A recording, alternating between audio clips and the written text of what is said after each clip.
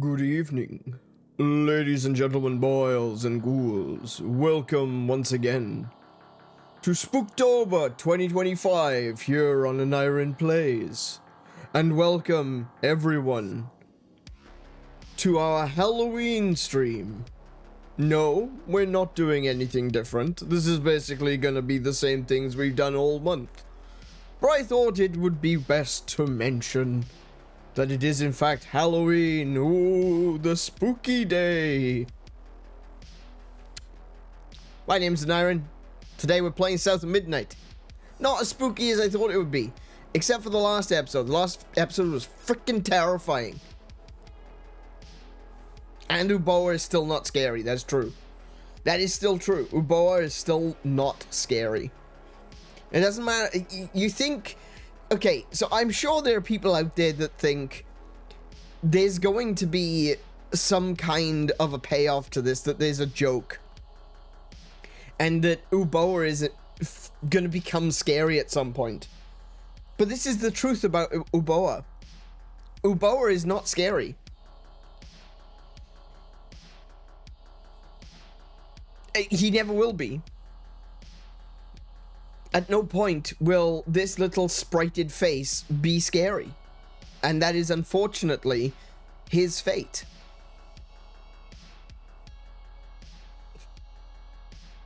Kiko, please don't eat the candy at the children.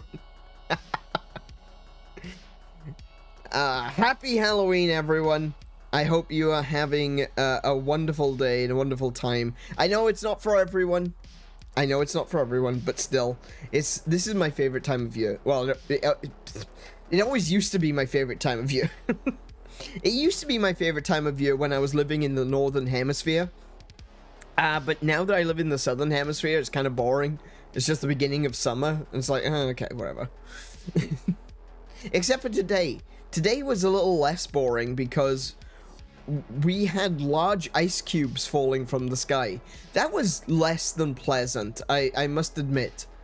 That was pretty scary for a moment, where the sky just opened up, and I thought to myself, oh, that's some heavy rain.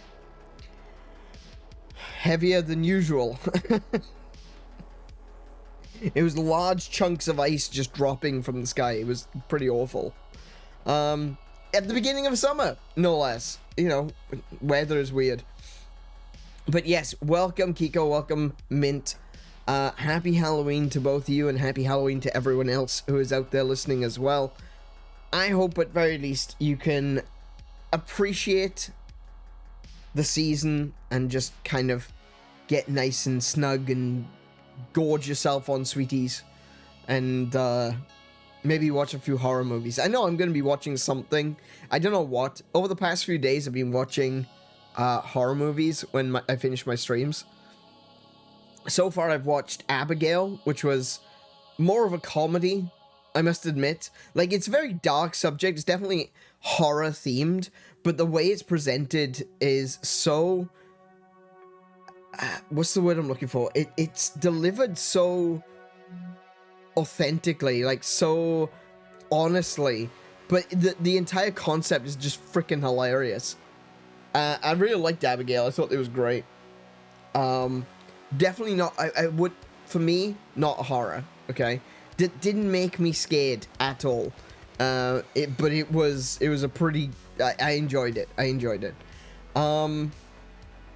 I watched The Conjuring, The Devil Made Me Do It. I love the Conjuring series. I know it's a little bit mainstream, you know, all the best horror movies tend to be underground indie hits, but I gotta be honest, I love the Conjuring series. I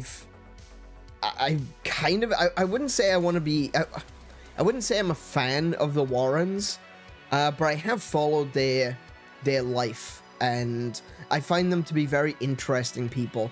I don't know if I fully believe everything that they claimed, but even if 1% of the things that they claimed was true, then they've lived a really fascinating and incredible life. And I gotta be honest, I don't want to, like, I don't want to be insulting people. These people really existed. The Warrens actually existed. I don't want to be insulting people. I don't want to say, you know, with any sort of certainty that I think that they were con artists. I know that a lot of people will say that of the Warrens. I think if there's any chance of them being a con artist, it was Ed.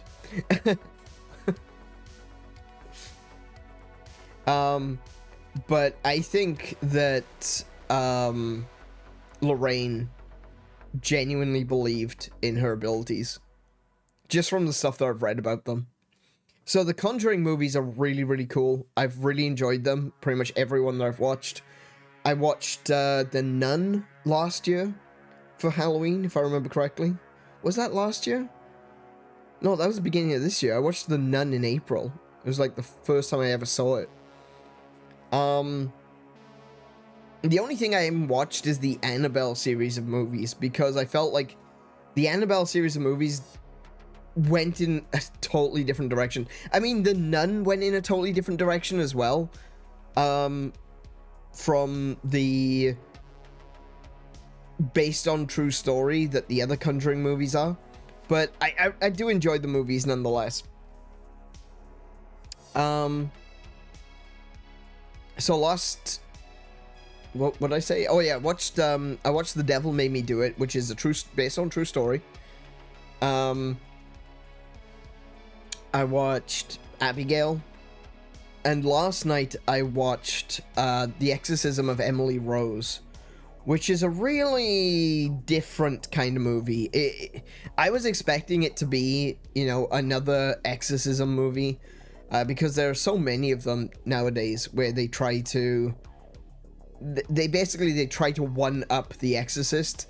They tend to go more gory, they tend to go more horrific, and some of the things that are being said by the demon gets more and more vile as time goes on, and it just feels like they're trying to one up, you know? It's like the original Exorcist movie, it appeared at the right time. It was the right level of scary. It was the right level of disturbing, to the extent that it made a cultural impact. But the subsequent Exorcist movies were not great. I think I would say Exorcist 2 wasn't too bad. Exorcist 3 was okay. But the rest of them are just kind of not worth watching. There's a new one called Exorcist Beginnings, which I think that's on Netflix right now. I've never watched that one. I was thinking about giving that one a shot, see if it was worth it. But like, the original Exorcist movie was just phenomenal. Kiko and I actually went to see The Exorcist in the cinema last Halloween, and that was amazing. That was such a great experience. I've never, because I was born a bit later than when The Exorcist released. Actually, when I was younger, The Exorcist was banned, because it got banned in the UK. It was only around, I think, the early 2000s where it was unbanned. And that was the first time I watched it, and it was a fantastic, just well-made movie, especially for the time.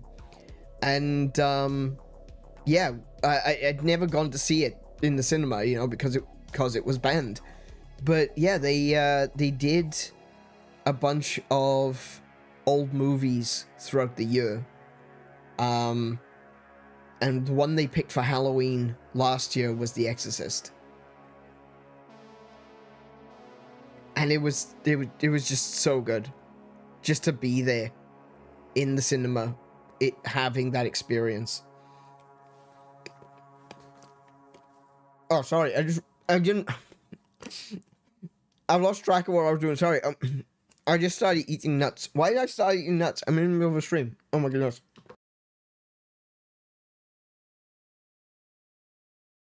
Sorry about that.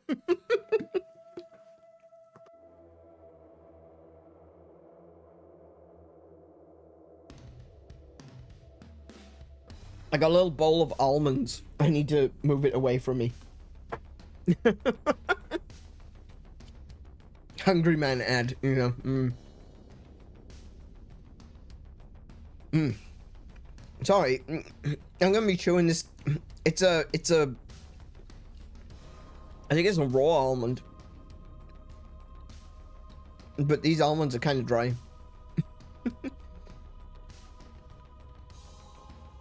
I never would have, I don't know, I just lost my sense of where I was.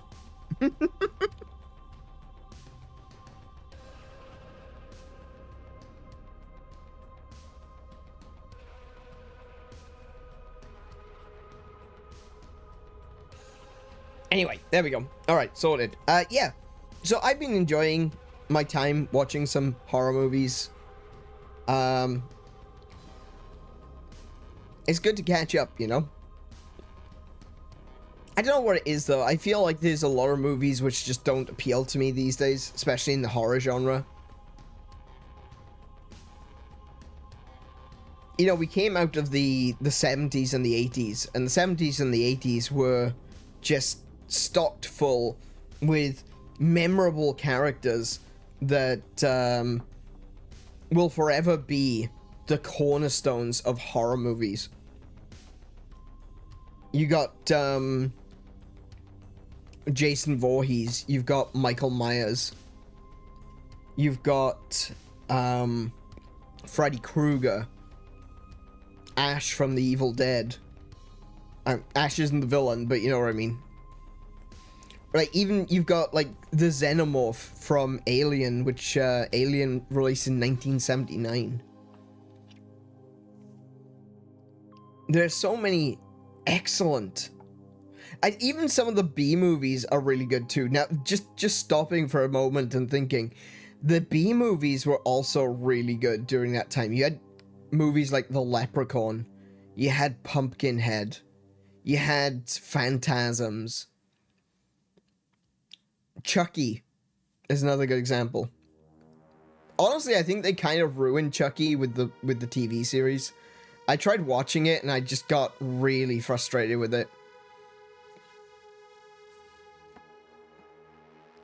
It just seemed so strange, like this unfeeling, you know, psychotic serial killer doll.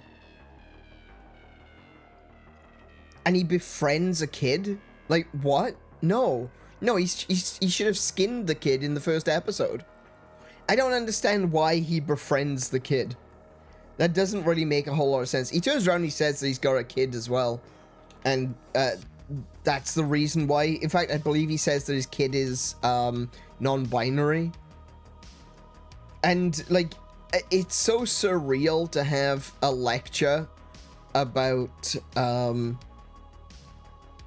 being non-binary or being, you know,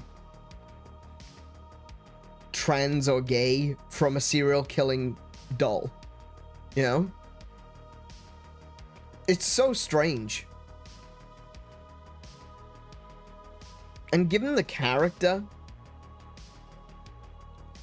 of Chucky, like who Chucky was back in the day, that's completely out of character too. Like, it seems so strange to have this literal movie monster that sees no value in human life whatsoever, just wants to kill or potentially transfer his soul into the body of someone else. Because that's the goal. That's the goal for Chucky, right? Is that he put himself, the killer put himself using a voodoo ritual into the body of this doll, right? And now, because he's in the body of the doll is basically immortal. But he still wants to put himself into the body of another human. That's the whole point of Chucky. That's what he does. He goes looking for a compatible body to transfer his soul into. And then you get this TV show where he's befriending this kid. And we get a lecture from him about his kid being non-binary. And he actually says, like, I'm a psychotic serial killer, but I'm not a monster. And I'm like, no, you literally are. You literally are. It's so... I don't know what they were trying to get across with that, but it seems... I don't know. I don't know what the logic was there. It just seems so weird.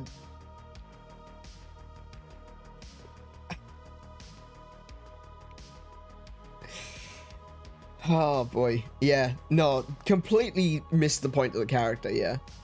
Completely missed the point of what the whole Chucky thing was about. Yeah.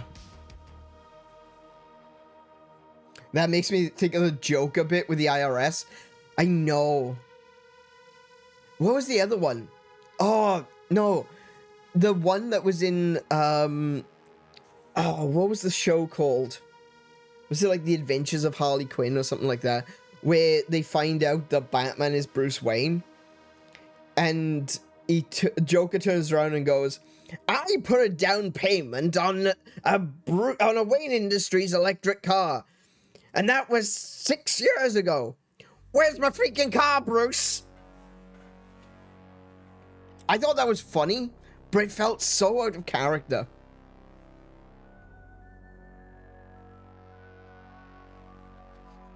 Yeah, I don't know. Like, they keep trying to do this. They try to make villains likable by giving them this one thing that you can kind of identify with. You know? It's like, the Joker is an absolute psychopath. Kills people for fun. Laughs about it. Shoots Barbara Gordon in the back. Sexually assaults her. But he cares about the environment, everyone. You can like the Joker because he may be a murderous, child-killing,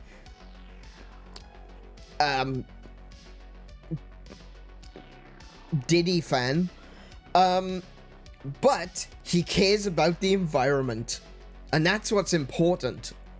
You know? I don't know, I don't get what it, yeah. With the Joker in cartoon, it's far more forgivable, at least. I think so, yeah. I do agree with... I think the IRS bit is... I think the IRS bit is kind of like on the line. I can see where maybe...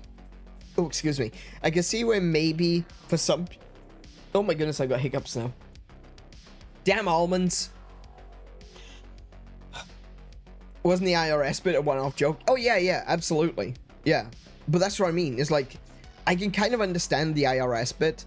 I can see it as, for some people, they would think that maybe that goes too far. It's a bit too real. It's like something the Joker wouldn't necessarily care about. But, on the other hand, I think, given the Joker's psychosis, it kind of does make a bit of sense. Like, even he's got this one lucid moment of, I fight Batman on a weekly basis, but I'm not going toe-to-toe with the IRS. I may be insane, but I'm not going to piss off the IRS. Yeah.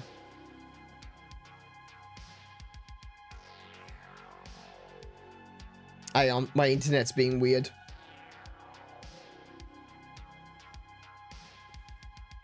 I think it's more a comment on the IRS. Yeah, actually, that's probably a good point. Yeah. That's fair. I think that's a very fair comment. Alright, so, before we continue any further, just so I can, clear this up before we start. The weather has been terrible today. Okay? The weather has been really bad. It was hailing really bad earlier, which is what we just talked about. But the internet is possibly going to be a little bit wonky. I'm sorry if that's the case, but there's really not a lot I can do about it. At the moment, I don't foresee the internet dropping out entirely, but it might stagger. It might have a couple of frames drop here and there.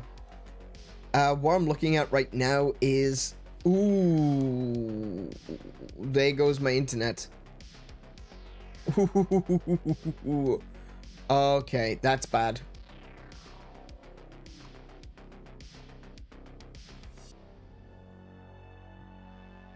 I'll throw another gremlin on the altar. Thanks very much, appreciate it. Gremlins roasting on an open fire.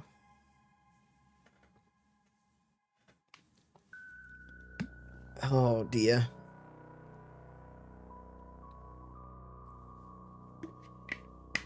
Oh,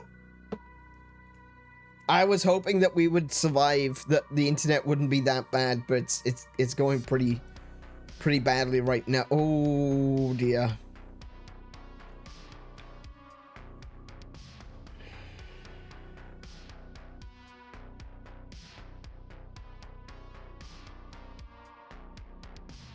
Seems okay from you. Yeah, it's because what you're looking at is basically a static image. The sound is going to come through okay, but the visuals are not. I'm watching the frames dropping in real time. It just went from 0.9% dropped frames to 2.6. Which means, considering I've done about 100,000 frames, that's a lot. That's huge. It's now 2.8. It's now 2.9. It's now 3.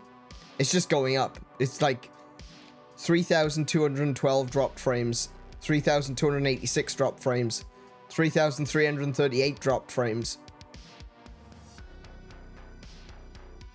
It's just going up and up and up and up. Hang on a second. I need to try to clear this up. I wish I had mentioned it now. As soon as I said we might have some internet issues, the internet immediately starts having issues. I should have kept my mouth shut. I'm sure that's how that works.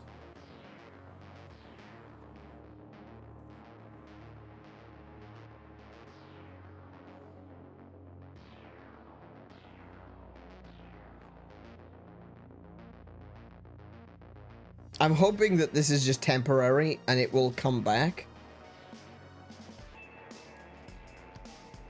If this doesn't get better, I might have to cancel. Because you might not notice it now because I'm just a static image with a flapping mouth. But when it goes over to the game, you will notice. It'll be very, very noticeable. We are currently at 6% of my frames are being dropped. Actually, 6.5%. This is not good. Give it 15 minutes. Yeah, we can give it a little bit longer. Look, we can do some. We can just chat for a bit, and see what will happen. But yeah, if we get to 7:30 and the internet's not cleared up, I might have to cancel the stream for right now. I am really sorry about this, guys. Welcome to Australian internet. It sucks. Good news on that front, though. Kiko has been talking with Aussie Broadband. Good job. This stream is being might end up getting cancelled. Because there we go. Kiko has been talking to our new ISP, and remember to censor that out later. Yeah, Kiko has talked to our new ISP. Everything is set up and ready to go, and we will be switching over to the new internet provider in the next few days. Hopefully at the beginning of next week, we will be on the new provider. And that means we're going to have way faster internet. Way faster internet. We're going to have a gigabit of internet down and 100 megabit up, which is great. it means that we can do a lot more on this channel. It means I can do a lot more when it comes to streaming, content creation, etc. There's a lot of stuff that I want to do going forward, and we'll be starting a lot of that as of next year. So we've already got that sorted out. That might fix some of the internet issues. Like, a part of the issue that we've had is the fact that the internet is, the internet goes bad around midnight, which doesn't seem to be dependent on weather. It just goes bad around midnight. So that's one of the reasons why I try my best to finish my streams before midnight. But anytime that I've gone over that time, I'm always watching my my internet transfer to make sure that nothing is going funky. I wonder if... let me just check Steam a second. I wonder if Steam is installing something. Because that, for some reason, takes priority. And I don't know why, and I don't like it.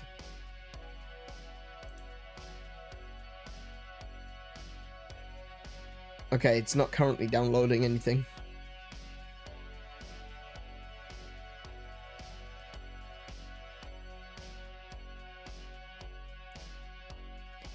Man, I swear, Steam is such a... Oh, crap. Steam is such a pain. It doesn't even work properly these days. I can't even open up my notifications. It says I've got a notification, but I can't open it. I don't know. Steam's a pain in the ass. Yeah, we are currently at 10% frames dropped. I don't think this is going to get any better. Yeah, so we've got that sorted out. That is now actually done. So the usual issue of internet dropping out after midnight, that might be a thing of the past, which is great. It means we've got more stable internet. The only problem is this current issue that we have right now is because of the storm. That is just something that is kind of inevitable, because at the moment we've got a copper line from the exchange to the house. And that means that in case of a storm or what have you, the internet goes bad. It's just the way it works, unfortunately. It gets disrupted by the, the static in the air. I wouldn't be surprised if it's got problems from being wet too. I remember that used to be more of an issue. I know in more modern housing estates, they've kind of solved that. But, yeah, that is an issue. One thing that I think we're going to have to do is we're going to have to chat with our new ISP and say to them, look, this is great and all, but our internet is still unstable. Let's see if we can fix that. We've been trying to get our previous ISP to fix the internet here, but they just won't do anything. They literally just ignore us.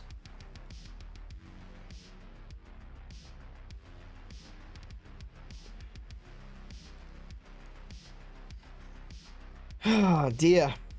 Yeah, okay. Well, I'm really sorry, guys, but it doesn't look like this is getting any better.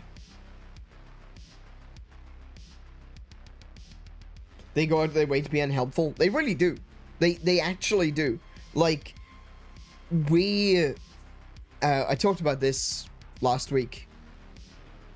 We got in contact with our ISP because we were having internet issues. And they basically just keep batting us around. They tell us to go talk to someone else, and then we talk to someone else, and they say, oh, no, you need to talk to the original people. So we talk to them, and they say, no, you gotta talk to the other people. It's like they've got this system in place so that they don't help you. It's like, they've already got your money, and if they come out to your house to fix your internet, that means they have to pay someone. They're not in the job of paying people. They want to be paid. That's the way it works. So you give them money and they don't provide you with a service, because that would mean spending money. The most recent example of this is just simply, I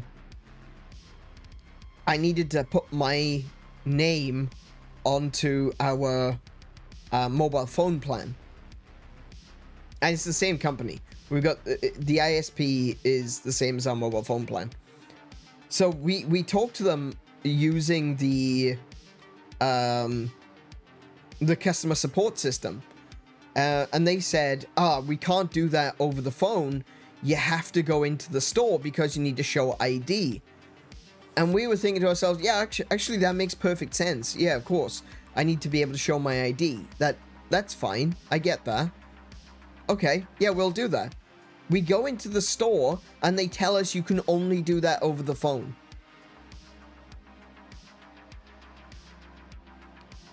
Two problems with that. One, lack of ID.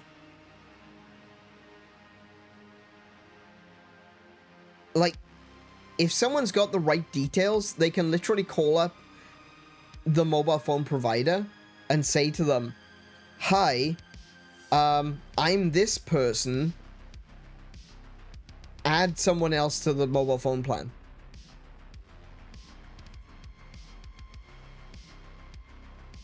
Which is insane. Without needing ID. That's crazy. That shouldn't be allowed. I completely understand going into a store and saying, here's my ID to prove who I am. Let's talk about our mobile phone details. But no. Apparently we can only do that over the phone, which is mental.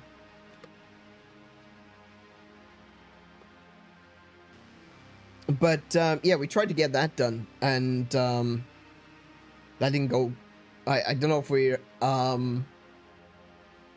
in the process of sorting that out at the moment. That's kind of on Kiko, because it's Kiko's name that's on the plans, so she's the one that has to deal with that. And you know, the store's shut or the company closes its doors at a certain time, which means that by the time Kiko gets home from work, she doesn't have enough time to actually do anything. It's insane. It is definitely going out of its way to be unhelpful.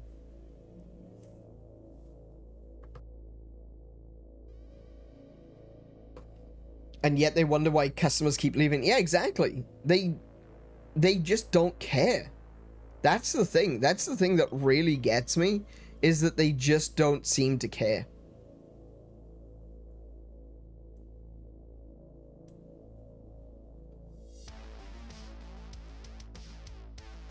Yeah, exactly. The I work till 5 and you close at 5 deal. Yeah, absolutely. I've always said this. I've said this for a long time, is that the idea of vital services like phone, like water, like electricity and stuff like that, being 9 to 5, Monday to Friday, is not just bad business. I believe it should be considered negligent. Because if someone can't get in contact with a vital service because it's outside of office hours, that's insane. That is actually legitimately insane. One of the things which I've gone on about in the past is landlords, or not necessarily landlords themselves. Our landlord, he's wonderful. I really like our landlord now. What I don't like are the real estate agents. That said, our real estate agents right now are not a problem because they know that we have a personal relationship with the landlord, so it's not that big of a deal. They just, whatever happens, they just kind of accept it. I mean, they don't really have much of a choice, do they? Yeah. So, when we were still living at the apartment, it was such a pain in the ass to get hold of them for emergencies. Because they just won't pick up the phone. At the end of the day, these real estate agents, they are your only real lifeline. All right, you know, if a pipe has burst, you're allowed to call a plumber, right? If you've got something, someone's gotten electrocuted, you can call an electrician. But there are things that they don't consider to be an emergency that regular people would consider to be an emergency, you know? Like, the toilet is backed up, and now there's poop water all over the floor. That's not an emergency to the real estate. And so if you call up a plumber to come and sort that out, they will charge you. And what's worse, they may actually give you an infraction saying that you called an emergency plumber for something that wasn't an emergency, because technically that's not an emergency. It's something that could be dealt with in office hours. It doesn't matter that it's the middle of the night and there's poop water on the floor. It's not really an emergency. Of course, your entire apartment smells like crap, literally, but, you know, it's not literally flowing into your bedroom, therefore not an emergency.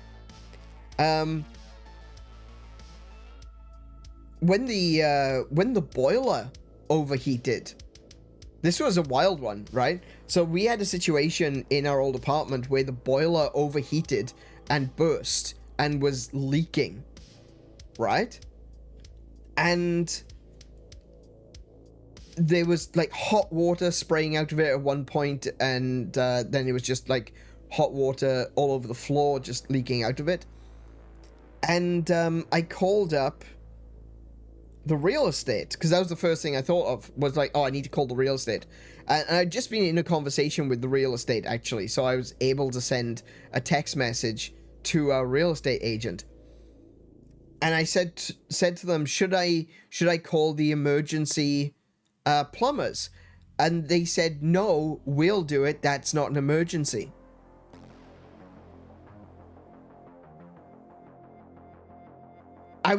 That was the biggest surprise of, like, don't get me wrong, I was really surprised that our boiler just burst. But it wasn't an emergency, apparently. I don't know what is considered an emergency anymore.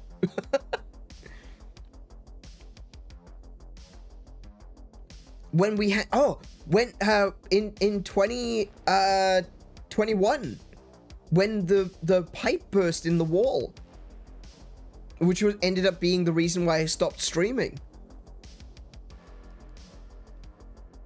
That wasn't an emergency. Even though we had water literally flowing into my office, which could potentially damage thousands of dollars worth of stuff. I look at my shelves with all of my with all my gaming stuff, and I'm thinking like literally thousands of dollars worth of stuff could potentially have been damaged in that flood. That wasn't an emergency. These people really don't care. And this is something which I think there needs to be more oversight, more scrutiny, because these people get away with it. And they shouldn't. They shouldn't be allowed to get away with that.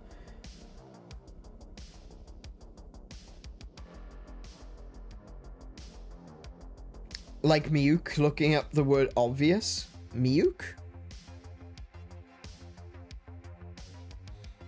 am I the one who misunderstood this whole time? Yeah, that's the thing. It's like you start to think about what okay, am I wrong about what the word emergency means?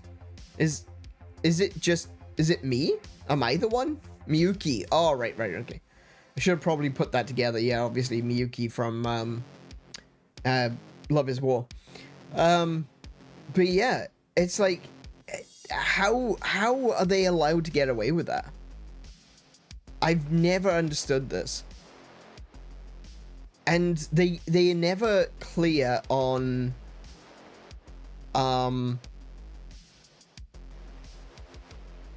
what exactly is an emergency. But they're very quick to punish you if you're wrong. You know?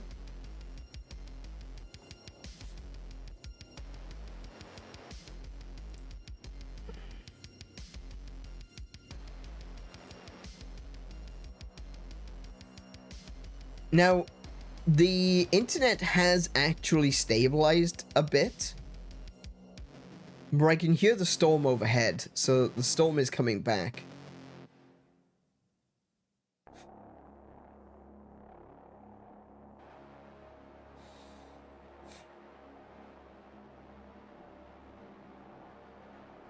We're still at about 10% dropped frames, but it is coming down. The problem with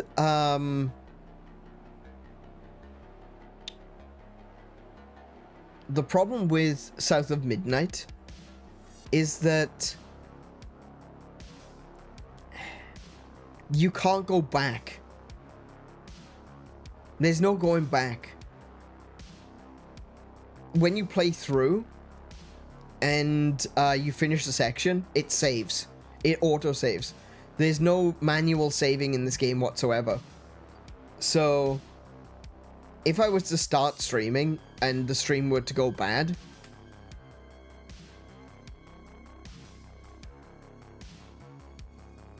it's not going to... I'm not going to be able to go back and replay that section. Which I think is a major flaw, honestly. That's something which I feel like... I can understand when there's some things that have auto-saving. I appreciate auto-saving a lot in a lot of games. But when it's actually, you know, actively... When the game is linear and it's actively preventing you from going back and replaying a section, that's a problem. But yeah, unfortunately, South of Midnight does actually have that kind of linear plot. So, if I were to start playing something today and it goes bad, we're kind of stuck with it.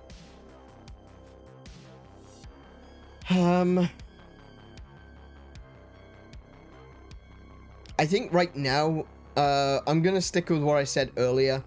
I think it's probably...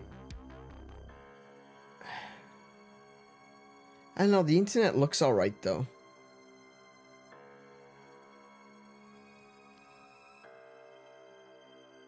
I mean, just because it's alright now doesn't mean it's gonna be alright in 10 minutes.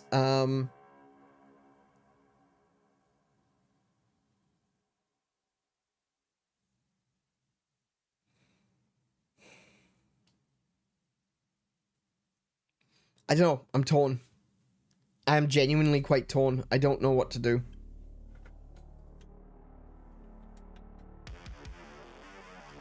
I guess we could,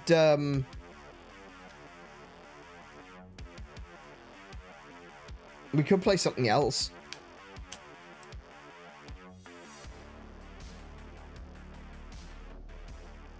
We could see if there's anything else to play.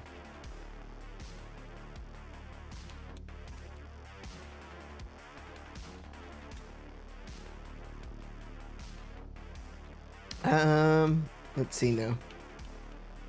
What have I got installed? What can I add through Game Pass?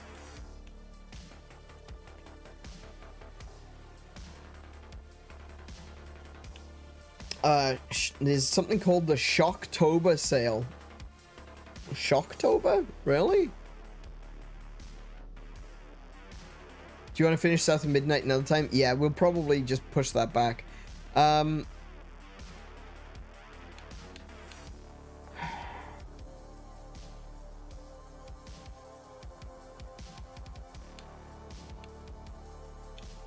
I said this before, if I have to do like one stream on Monday, that's not going to be a big deal.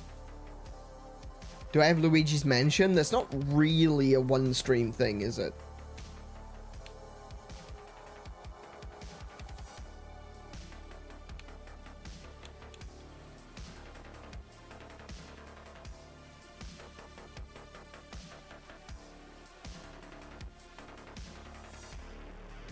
I clicked on Game Pass. Why are you showing me...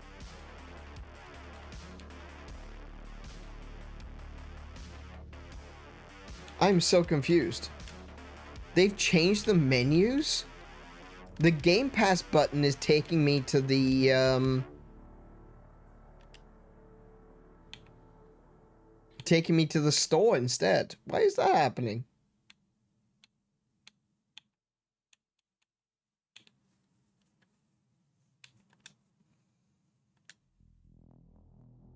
Okay. Okay, I've got my list. I've got my list. Let's see, what can I play that's a bit more arcadey, perhaps?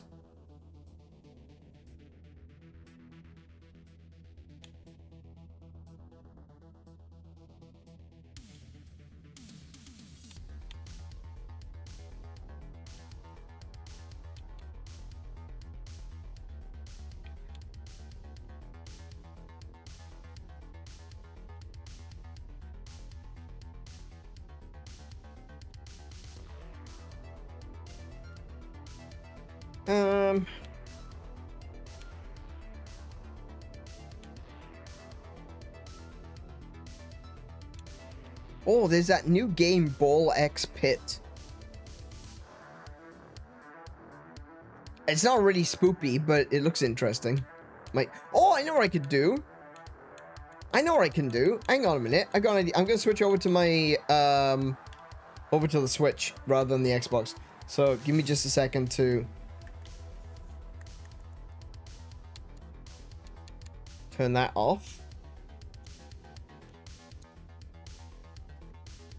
Switch that over. Okay. So what I'm gonna do, I'm gonna check on a game which it's the kind of game that frustrates the hell out of me. Like, it's one of those games, you know, it's one of those games where you just like, man, I freaking hate this game, but I can't stop playing it.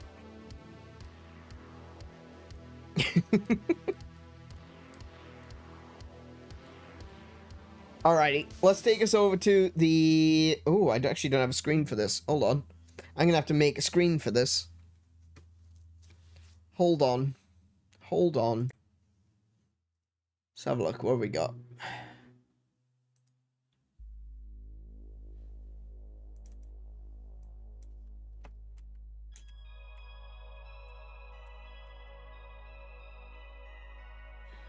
Darkest Dungeon? Oh! I don't have quick access to Darkest Dungeon. That is another really good example, though. No, we are talking about Peglin. Specifically, we are talking about...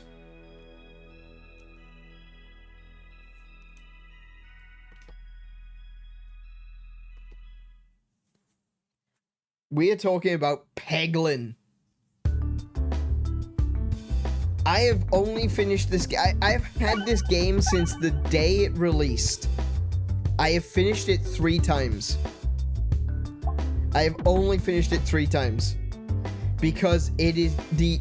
Like, most games are, you know, when you think about something like Darkest Dungeon, or you think of a game like, trying to think of some examples here off the top of my head. Hades, or, you know, the original Rogue, you know? A lot of these games, they've got a lot of RNG, which are great. You know, it's great. It's good to have a little bit of RNG. Peglin, on the other hand, even the basic bitch gameplay is RNG. Because it's all about hitting pegs on a board. It says continue, but I don't think...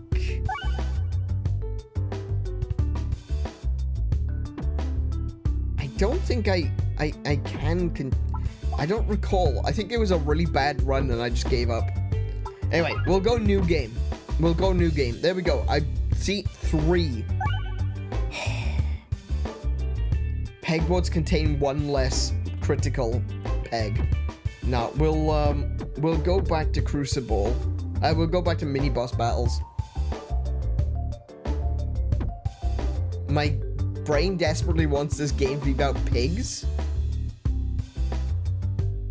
Prepare to be disappointed. It's about goblins.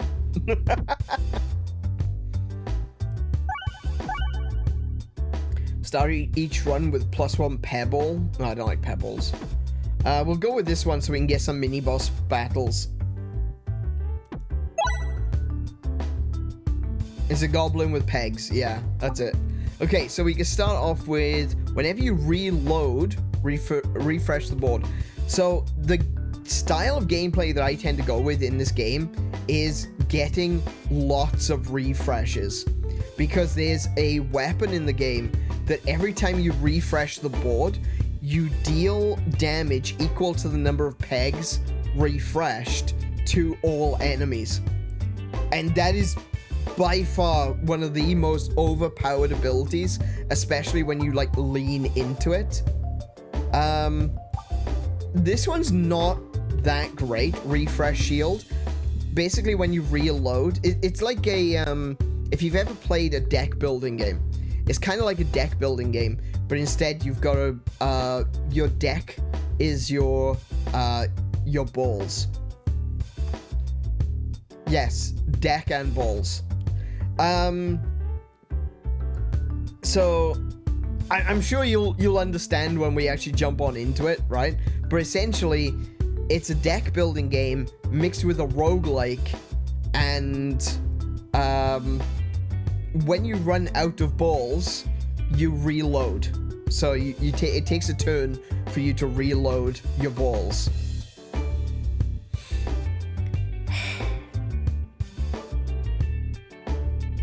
This one's not very great, honestly, because if you got a lot of balls, and trust me, I've got a lot of balls, you basically never refresh through reloading. So instead, what we're going to do is, wait, what's this one? Whenever you gain my circle, that's basically +1/+0.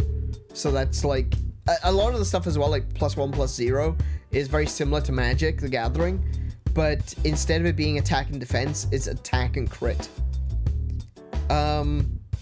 Whenever you gain my circle, which is +X/+0, increase the amount by 1. I'm not going to bother with that one. We're going to go with Tactical Treat, because the reloads don't move until you hit them. So if you got a reload that's in a really bad spot, you're basically stuck with it until you actually use it.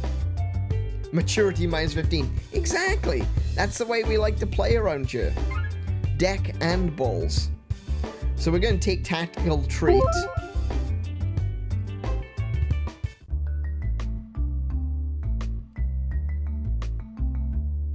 You know, the greatest invention of plumbing is the device in the lavatory that allows it to flush. The ball cock. The ball cock. Ball cock. Anyway, right. So, what you can see down the left-hand side, or sorry, what you can't see down the left-hand side is basically a description of what each of the balls will do. A pebble is your most basic bitch ball. It does 2 regular damage, it does 3 critical damage. The way you get a crit is by hitting the little exclamation point down here. Hitting these ones will give you gold, which you can spend in the store. And hitting these bombs will do, like, instantly 50 damage to all enemies on the screen. So if you can get the bombs to explode, they take 2 hits to explode. you can basically wipe, at this point in time, you can basically wipe everything. Later on, utilizing the bombs is a big part of the gameplay strategy. So, yeah. Normally, I'm willing to encourage you, mate. I know. It's alright. Right, okay. So this is Peglin. Welcome to Peglin. Let's have a... I have played it on the channel once before, but, you know, whatever.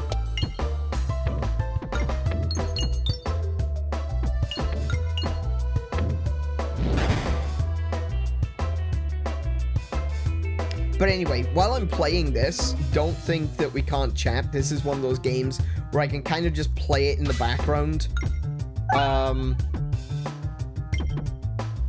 While chatting, so don't worry too much. Let's just chat. Let's see what's up. What's going on in your lives? Oh, I can get a crit and possibly get that bomb at the same time. I completely missed the bomb. Amazing. Shall we reflect on the games we played over October? That sounds like a great idea, actually.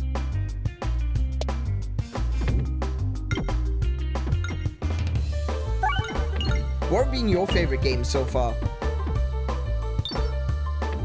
I think for me, like Resident Evil is always going to be one of my favorite games to play during Halloween. But I think we played 2 games and they just turned out to be the 2 games that weren't really that scary. Shady Part of Me and South of Midnight. They're not really that scary. They're not really horror games. I thought that they'd be more horror themed. But they turned out to be 2 of the games which I'm so glad that I've played. Because they've surprised me the most, you know? Hospital and Fire Emblem? I wish I had a bit more to talk about for a bit boring person. Now, Fire Emblem's good. Have you seen the new Fire Emblem? The new mobile Fire Emblem? I can't remember what it's called. It looks... interesting. I'm gonna say interesting because I'm not entirely sure. I'm probably not gonna play it, but it looks all right. Fire Emblem Shadows, is that what it's called? I think. Oh yeah. Fire Emblem Shadows. That's right. I might be biased, but I really enjoyed Crow Country, but I also enjoyed South of Midnight so far. Yeah, I think Crow Country was great. Crow Country, I thought, was really a good game. I just mean, like, out of surprises, games I went in with a low expectation and turned out to be really excellent were both Shady Part of Me and South of Midnight. I thought those 2 just surprised me so much. I heard it was PvP. I immediately checked out. I think it is, yeah. I think the... Oh, excuse me. I think the entire game is just PvP.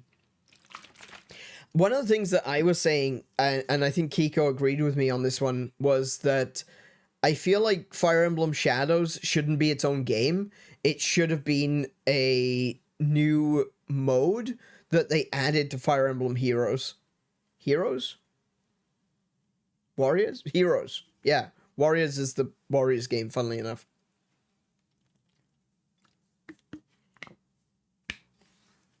Probably should have looked more into it, but I'm too obsessed with dumb stuff in Fates.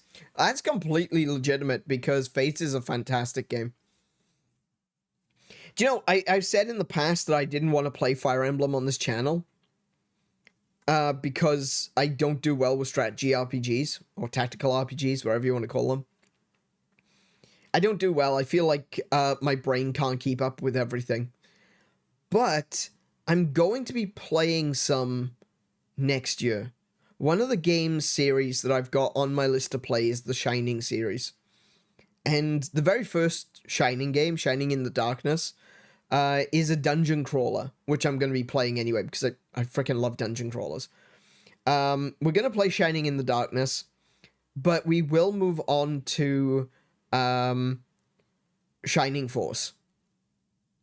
And I was watching a video recently about Shining Force, and they were saying that it's actually a really good beginner tactical RPG.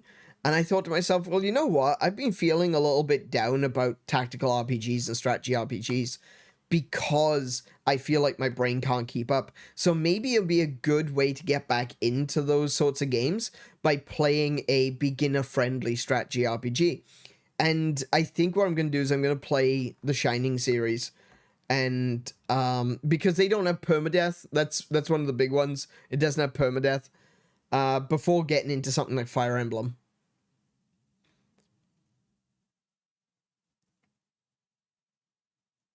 Wait, what? What are the odds I can convince him to play through Conquest? Yeah, 0 to none. Especially on Lunatic. Yeah. Yeah, that's going to be 0 to none. Final Fantasy Tactics isn't too hard. No, I'll move on to Final Fantasy Tactics at some point, but I want to start with Shining Force. I also want to play Shining Resonance as well. I have Shining Resonance. I started playing it at one point. I really enjoyed it, and I was like, oh my goodness, this game is actually lots of fun. I should play this on stream. Yeah. Just add it to the list, I guess. You could turn off permadeath in modern FE games. Oh yeah, that's right. Yeah, you can. Ever since Awakening, you can turn off permadeath. I have played a bit of Awakening. Actually, do you know what? Here's a tactics game that I actually really enjoyed. And I didn't think I was going to until I actually played it, and I was like, oh wow, this is actually kind of fun. Ghost Recon, what was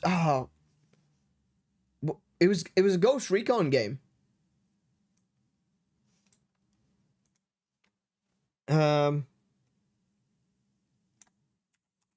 Ghost Recon 3DS. It was on the 3DS.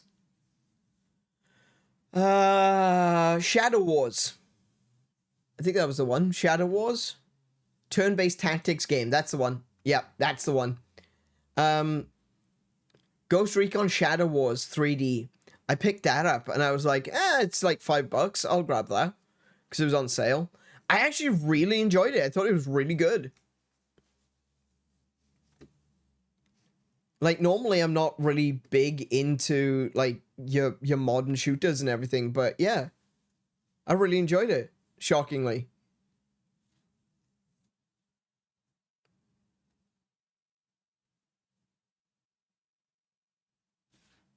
Awakening was one of the final Fire Emblem games I'd suggest starting with. What's worth? Okay. Well, yeah, Fire Emblem... I did, like I said, I did play a little bit of Fire Emblem Awakening on the 3DS. I would love for them to do a port.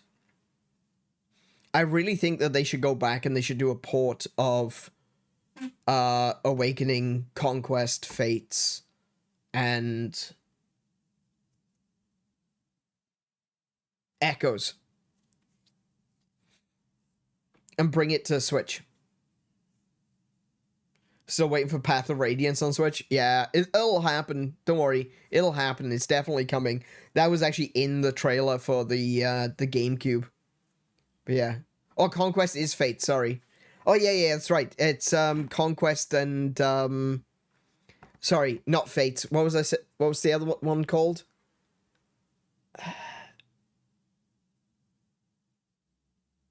I don't remember what the other one... Birthright, thank you.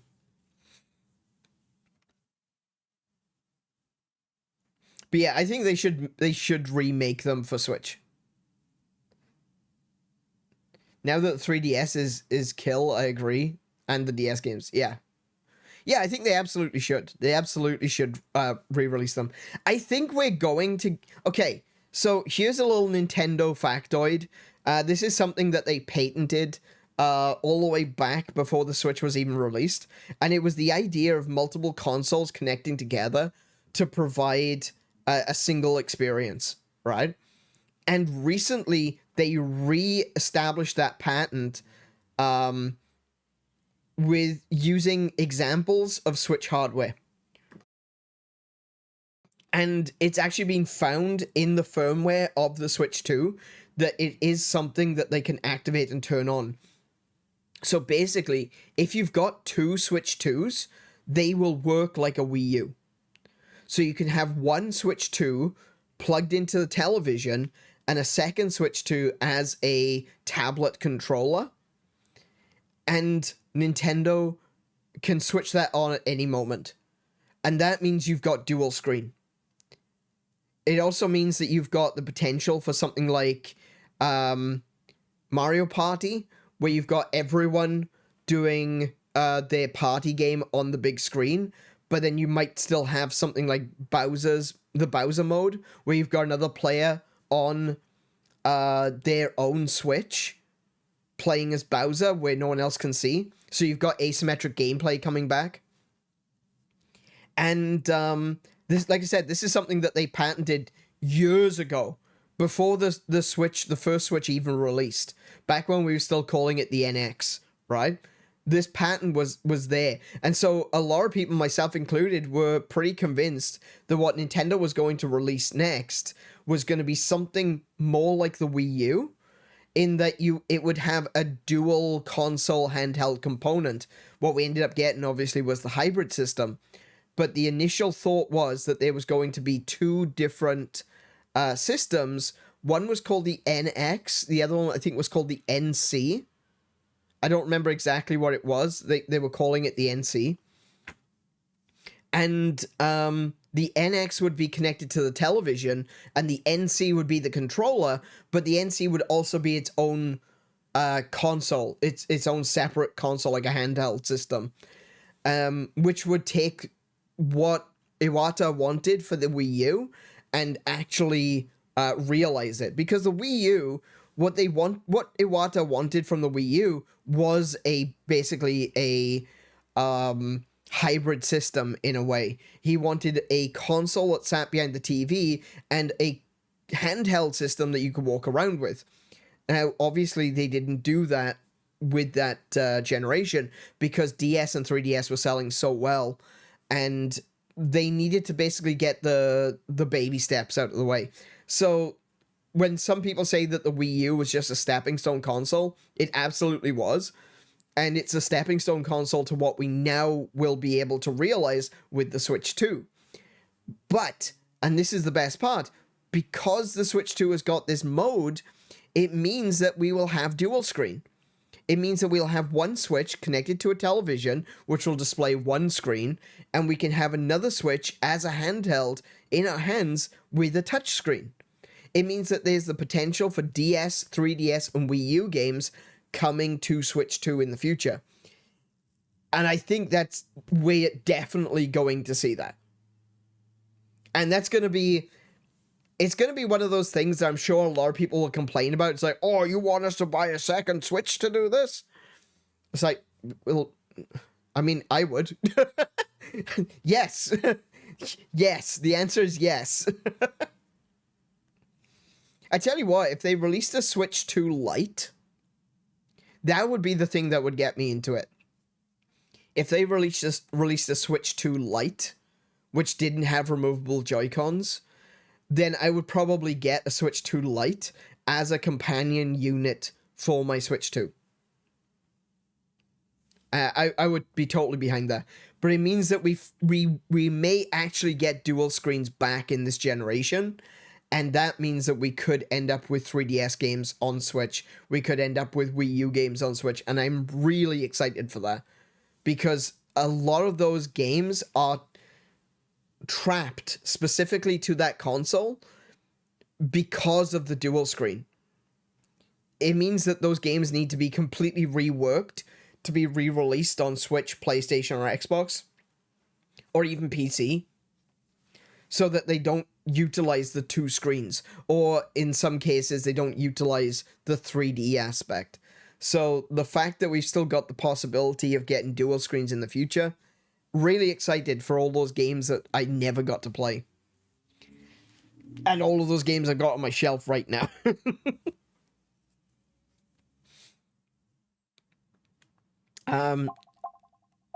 Yeah.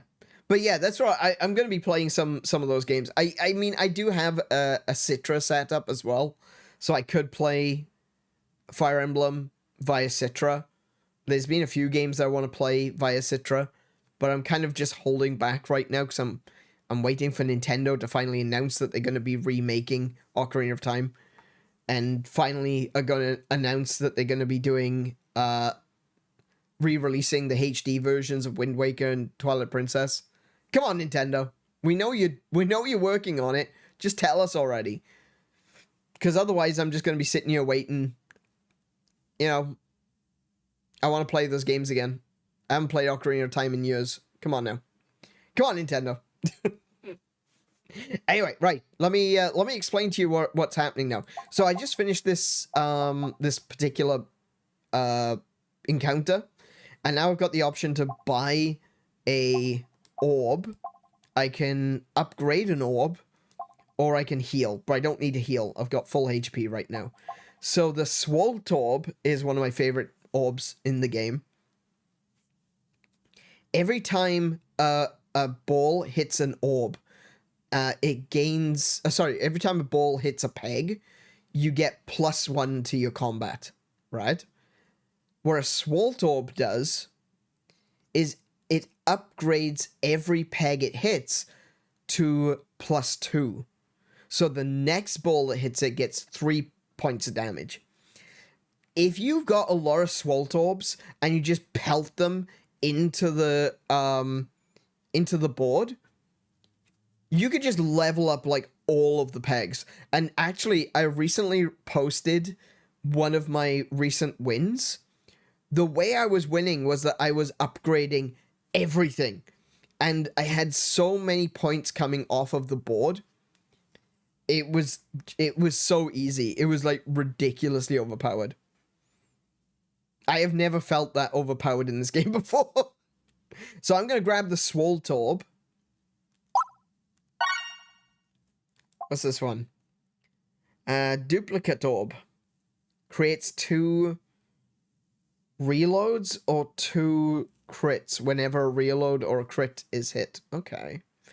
I can't afford it anyway, but that's okay. I can see a use for that. All right, we're gonna take a little look at the map first. Let's see where we want to go. So one of the things that you really want to do in this game is you want to get to these. These are the shops, and it's only at the shops. Actually, that's not strictly true, but the shops are the best place to go to get the pebbles removed from your deck. So the way I want to go is...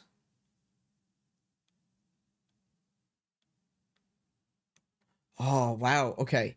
So I can't go to both. I won't be able to do both. And there's only 2 shops on this map. That sucks. Okay, so we're going to aim for this one. So we're going to go to the event. We're going to go to a treasure chest. We're going to do a mini boss. And then we're going to go to the shop. That's the goal. That's the aim. Oh, bloody hell. Okay. See, this is where the RNG part gets mean. There we go. Nice.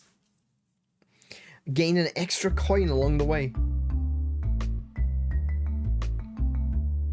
Yeah, great start. I can't get rid of my pebbles. Oh, here we go. Spider's webs. But yeah, no, I'm looking forward to playing, like, Shining series. It's a series that I've been wanting to play for a long time. I've played a little bit of Shining in the past. Like I said, I played Shining Resonance Refrain as well, when that released on Switch.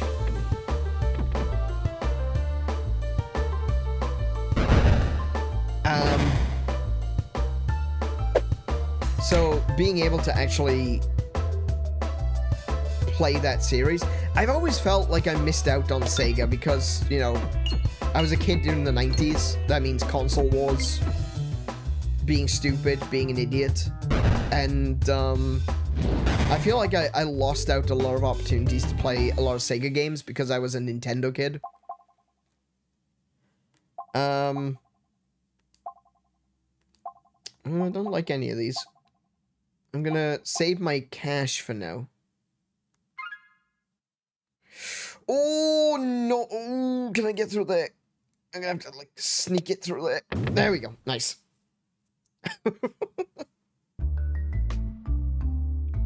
So the treasure chest is where you get items. You know, like I picked up the, this here. You can kind of see it behind the chat. This is where you get items like that. But yeah, I really felt like I lost a lot of opportunities to play Sega games when I was a kid. I could have had some really nostalgic memories of Sega games, but I didn't because I was just such an idiot as a child. Pocket send. When an enemy hits you with a melee attack, apply blind 15 to that enemy. That's pretty good. But this one, whenever pegs are refreshed, they are upgraded by 1. That is what we are going for. We are going for refresh. We want refresh power. Hang on a minute, I just joined now. Something seems different. Yeah. I just realized I should probably change the name of the I should probably change the name of the episode, eh? Give me a second. I don't think I can change the thumbnail right now, but I can change the name of it at the very least.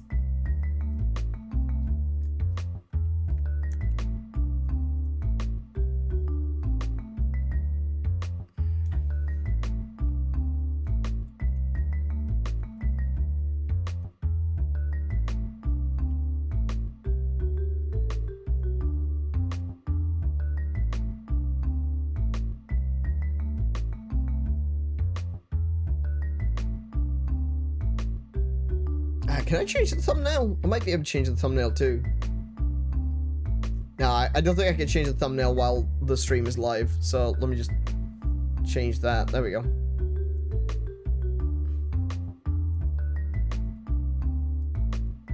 Okay.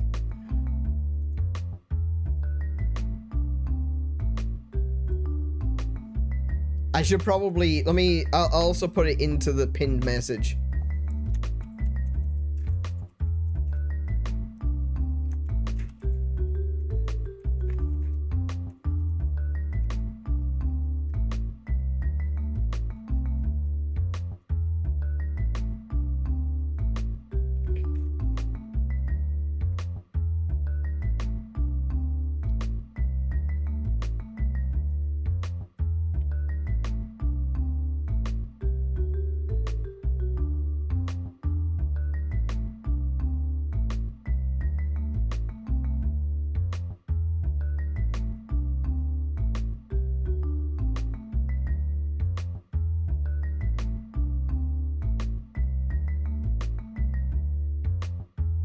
There we go.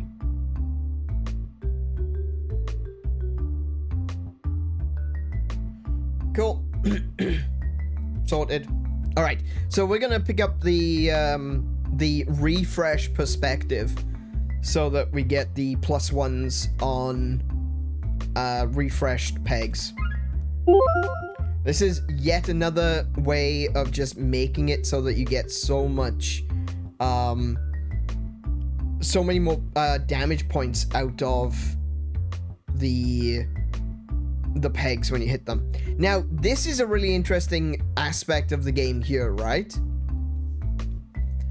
If you can destroy all of these with one throw, you get another treasure. I didn't even know that was a thing until recently, but apparently if you can actually manage to destroy all of the bombs,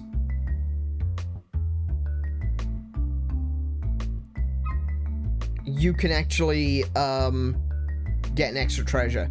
So I don't think I'm going to be able to do it. The best way to do it is with there's 2 items.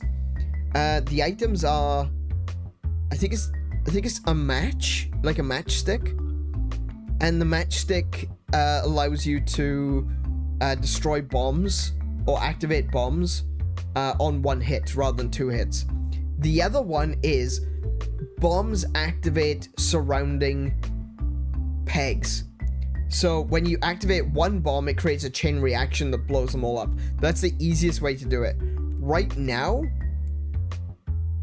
I honestly don't think I'm going to be able to get all of...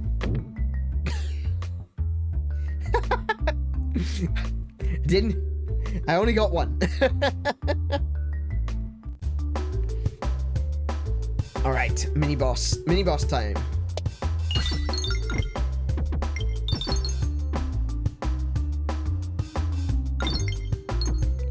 Nice, I got a refresh for the next one. Sick. Loads of damage. We can kick this Minotaur's ass before, look at all that! Bloody hell. And all of those got upgraded too. And they got upgraded again.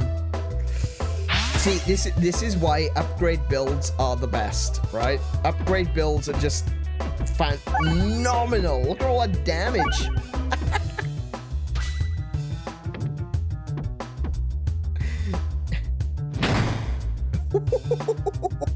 Mini boss means nothing.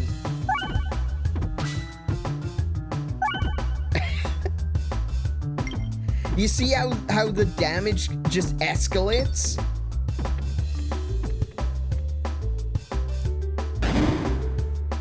This is why I like the refresh builds. Especially specifically the refresh builds that build up the strength of the pegs. Perfect. This one's not too bad, actually. Best foot forward. That gives you a +10 on the first peg that you hit. But unfortunately, it's, you know, it's just the first one. So not necessarily particularly useful to have one level 10. I mean, it builds up over time. But yeah. Two's Company applies double damage slime to every 9 hit. Double damage slime makes them durable and contribute twice as much damage, 4 times non-negative if peg is downgraded.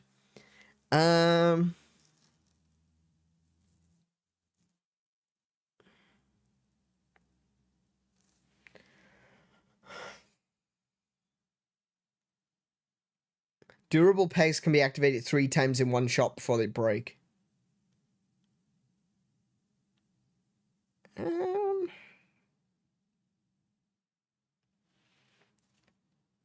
I have used Two's Company before as well.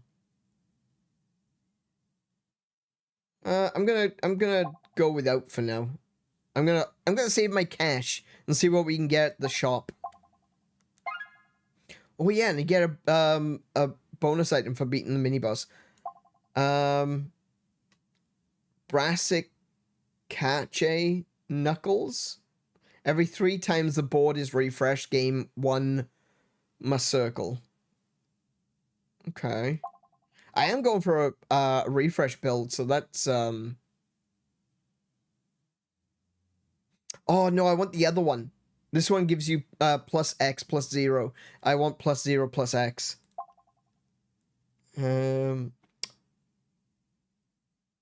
Bombs deal +20 damage. That's pretty good. I think I might have to go with the focus sash. It's definitely get the Pokemon reference. Get it? Yeah. Okay. Cool.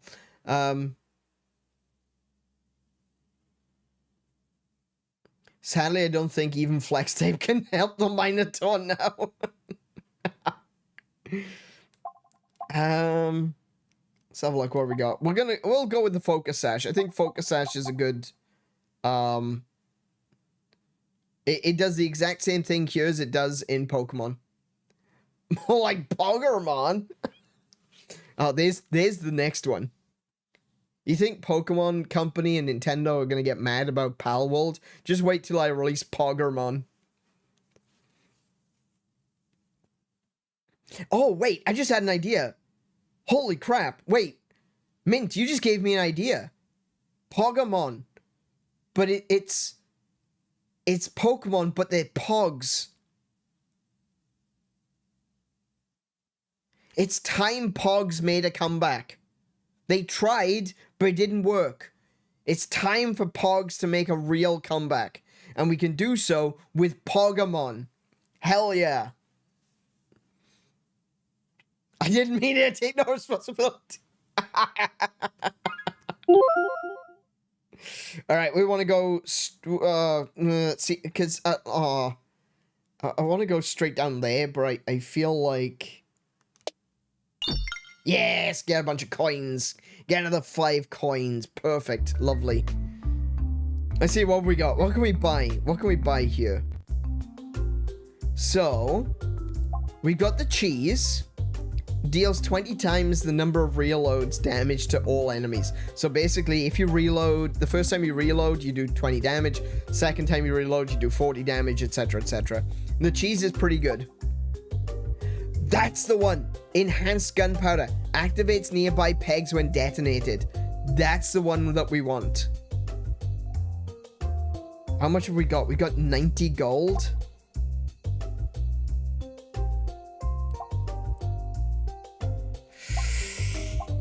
Oh, okay. I think we should get the enhanced gunpowder. I kind of want this one because it gives you finesse, which is your critical. But that takes 4 times. You gotta reload the board 4 times to get the extra finesse. We're gonna get... Well, first of all, we're gonna remove an orb. We're gonna get rid of one of the pebbles. Okay.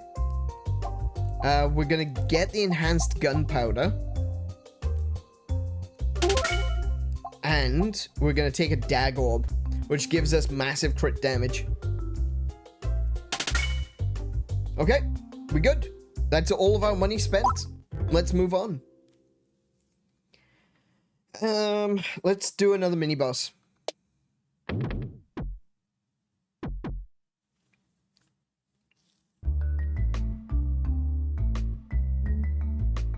Oh, there's a lot of treasure coming up too.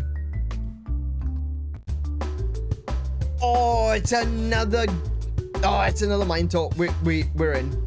We're in. Guys, we are so in. Have I told you how in we are right now?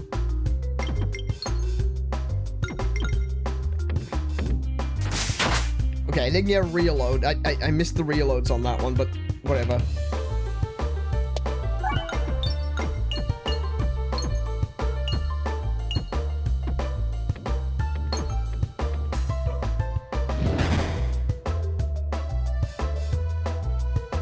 Ooh, okay.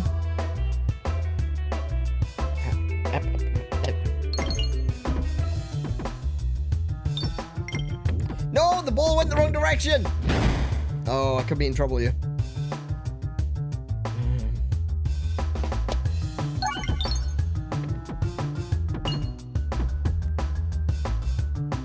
Oh, he's gonna hit me. He's gonna hit me. He's gonna hit me real hard. Oh no, I think I've beaten him. That's it. That's the win. No, it's not. No, it's not. Oh yes, it is. I got the crit. Get wrecked. We'll get another Swaltorb. Ooh, no. Swaltorb. We get another Swaltorb. Nice. And we get an item. Every 11 coins collected triggers a crit. Okay. Collected coins contribute to damage. Whenever you would lose health, reduce the amount lost by 1. Intentional oboe. Okay. That's not bad. I like the idea of coins contributing to damage. But I don't know whether I want coins contribute to damage or coins trigger a crit.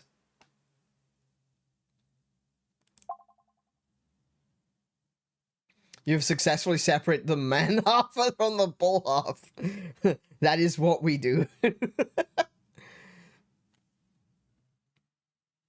The mine toe is getting closer and closer, and I threw a rock at him. I think I'm going to go with coins contribute to damage, just straight additional damage. The crit is good, but if you... I don't know how useful that would... Nah, screw it. We go with the cat. We go for the crit. Let's have a look. What does the map show us? We want... I kind of want to go towards the left to get some more events. Because in events, there's the possibility of fighting a mini-boss. There's also the possibility of getting more orbs and the possibility of getting more items. So, what I want to do is I'm going to do this boss here. Sorry, not this boss. This encounter. Then we're going to get one of those two, and we're going to try and go down the left side. Maybe even try to get to the last mini-boss there. So, I guess...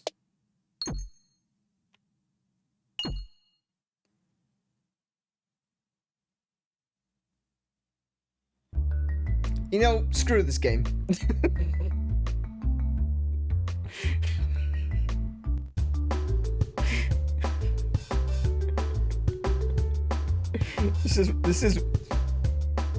This is exactly why I say I hate this game, but I can't stop. I can't put it down. I hate this game so much, but I just can't put it down. Damn it.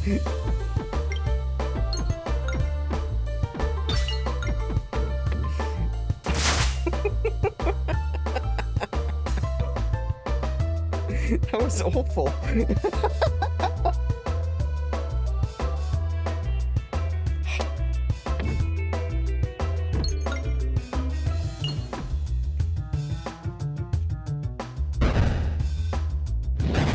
Oh, see, these tree characters, they actually are a real pain in the ass because their bodies act as a shield.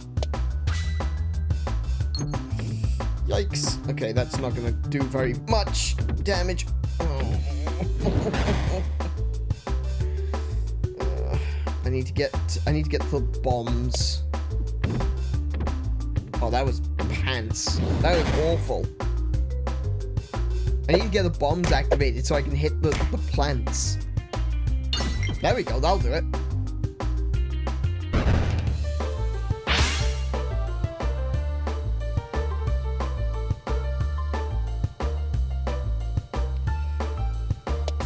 See if we can get that 11 coins thing going off. Excellent. Wow. Well, that did it. Okay, splat orb. Applies rubber slime to every 5 pegs hit. Okay, nah. Chopping block, nah. Ballad. Gain 1 finesse after attacking. Let's have a look at upgrading.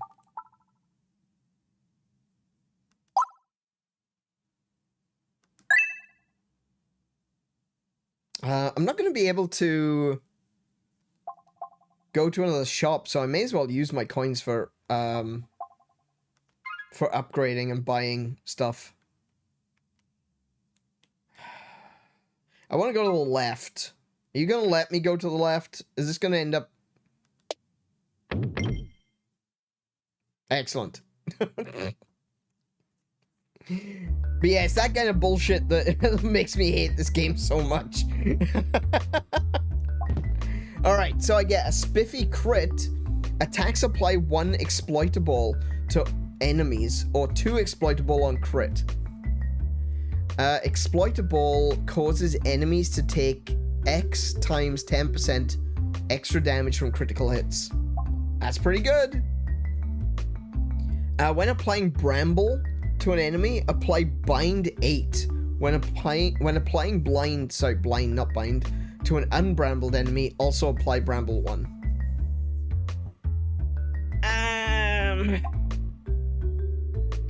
I think I want the spiffy crit. Yeah, we'll go with the spiffy crit. Now then, can I activate these bombs? I can't. Damn it. If I had gotten those bombs to go off, man, extra item. Oh, we went the wrong way. I hate this game. I hate this game so much.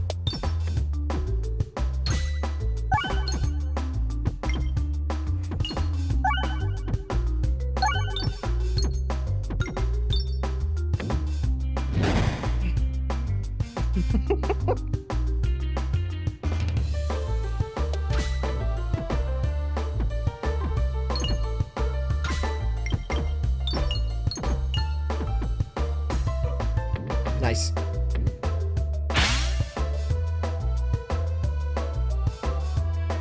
I kind of want the other bats to come onto the screen before I activate the bombs, so that I can hit them all at once.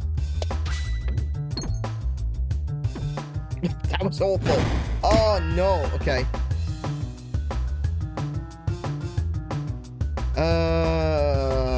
No. Okay. We'll go for it. YOLO. Wow, that ball is really YOLOing. Good grief. So far, so good. Oh, are you joking? The crits are all the way over there?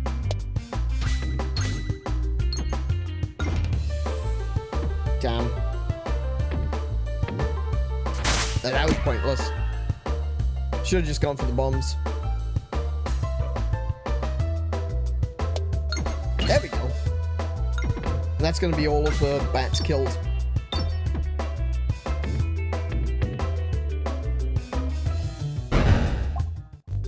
Oh, we got another Swolt Orb. Exacerbate. Increases hit enemies debuffs by 1. Okay, no. We're gonna go for another Swolt Orb. Let's have a look about upgrading orbs. We can upgrade the Dag Orb so that it does, so it's got a 10 damage on crit. Oh, I'm out of coin already. Wow, okay. I can still make it to the mini-boss. I can still I can still do it. If I don't miss, I can still get to the mini-boss. The problem is that I don't gain anything from all of the events that I missed.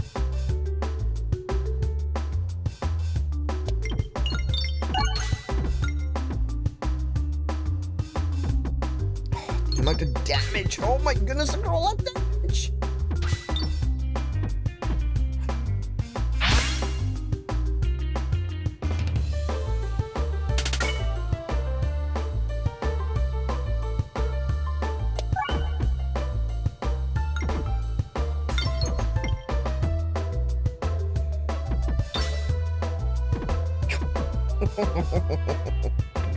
Wonderful. Delicious. Delicious damage.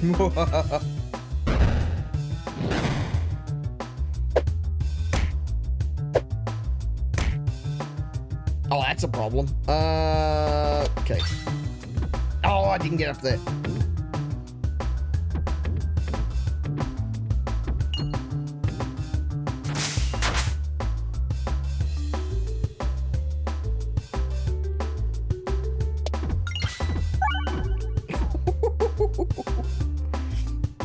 See, this is where I like to be. This is where I like, right? When I'm playing this game, this is where I like.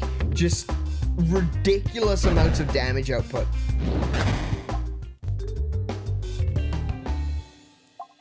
We can get another Dag Orb, hell yeah. And we can upgrade, so we'll do another Dag Orb. You may have guessed what my plan is already, and that is using refreshes to level up the pegs, and then aiming for crits. That's the goal. That is essentially the goal. We just get as many crits as we can.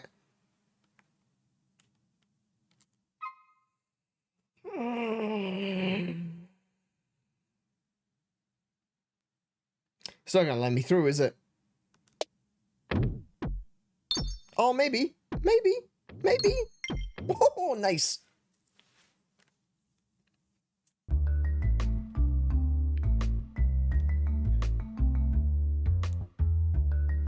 You find yourself looking at two identical altars, each with a perfect location to place an orb. Place an orb on the altar to duplicate an orb. Ooh. I am going to duplicate my level 2 Swalt Orb.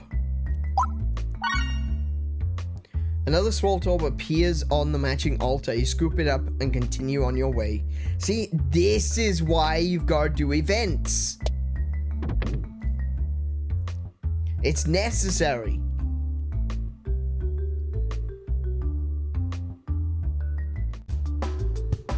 Okay, we got some, oh, the mini boss is a elder slime.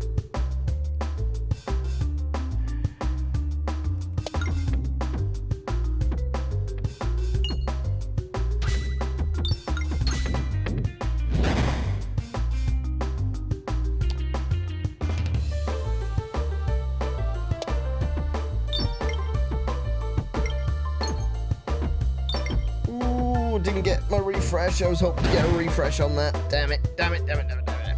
Okay.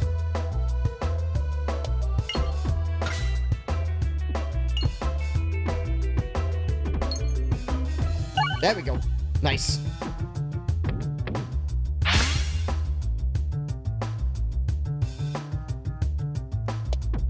Oh, wrong way.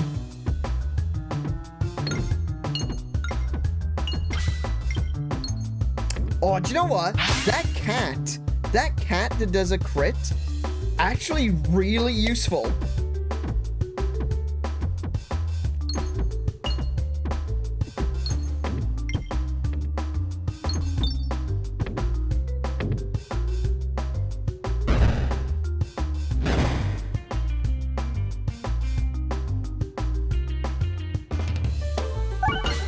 Nice.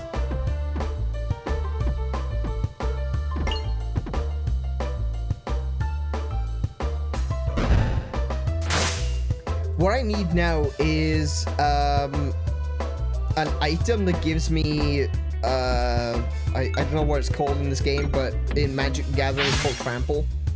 I'm looking for an item that can give me Trample, so that I can, any damage that is dealt, any damage that's remaining can be dealt to the next enemy in line. Not sure what it's called in this, but it does have that mechanic.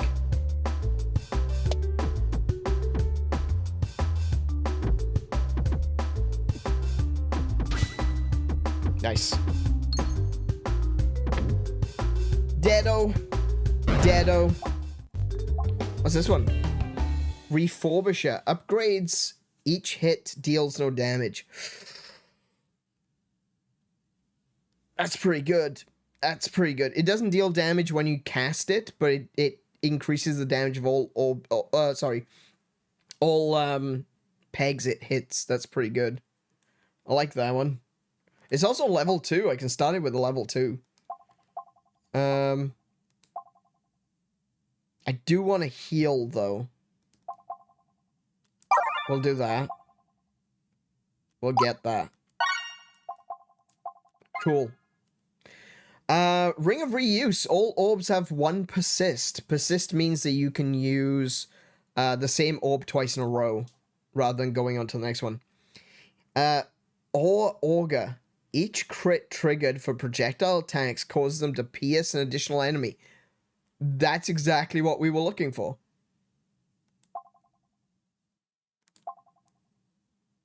That's exactly what we are looking for. Sick.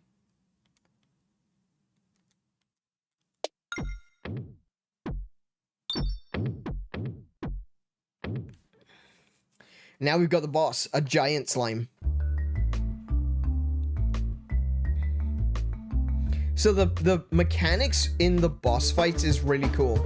So right now, as you can see, my ball is here, and every turn it'll switch to different sides. So this turn it's here, turn 2 it will be there, turn 3 it will be there.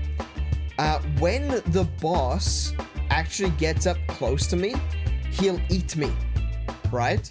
And so the ball will go from being on the outside to appearing inside the slime. This is the representation of the slime. The interesting thing though, one of the things that's really frustrating about this match, you see these red pegs? Those are slime pegs. If you hit a slime peg, your orb loses all momentum and it just drops. Which is incredibly frustrating.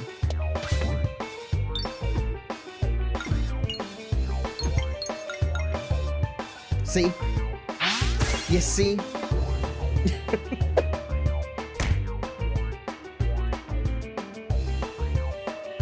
Now I can start by,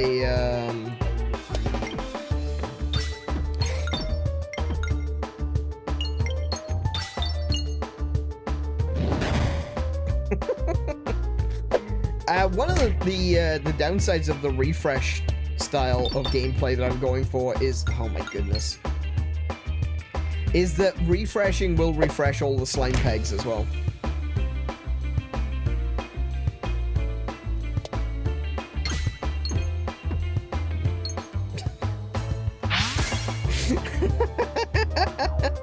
This is awful. I hate this. Oh no, I can't, there we go. Nice. Got both of them.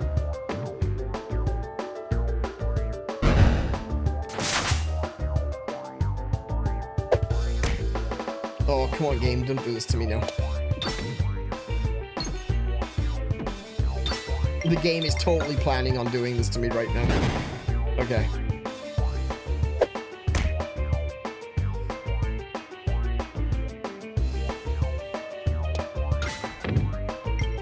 Oh, no! That was mean. That was very, very mean. At very least, I can still get back out here. There we go. Damn it, game. Alright, he's gonna... I'm gonna win. This isn't gonna be an issue, but, yeah. There we go. We good. We good. We good. Ooh, ball lightning. Ball lightning is really good. It's one of the ones I like to use for targeting enemies at the back, which we might have to do in the next round. So I'm gonna grab a ball lightning.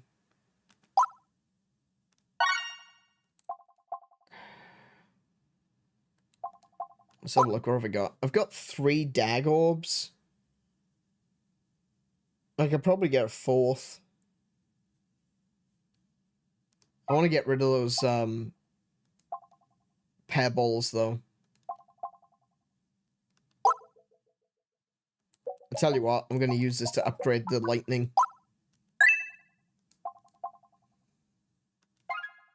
Alright, every shot has +1 multi-ball, but attacks get a -2, -3. No, screw that. Screw that. Hasn't that slime ever watched any movies or cartoons? You never swallow the protagonist. Every orb will fire 2 additional copies onto the pegboard, but all orbs deal 0.5 times damage, rounded down. And can only be aimed in 4 directions. Oh, okay.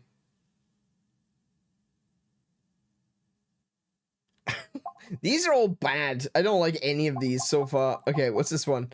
Every 3 pegs hit provides explosive force until the board is refreshed.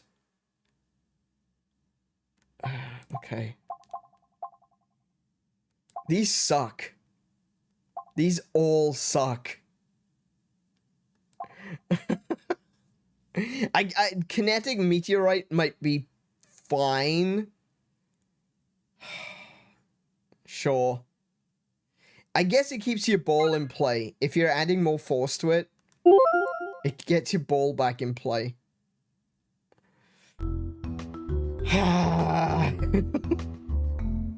Those were awful.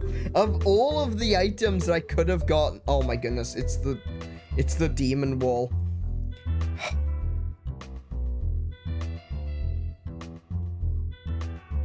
I hate the demon wall. The demon wall is busted.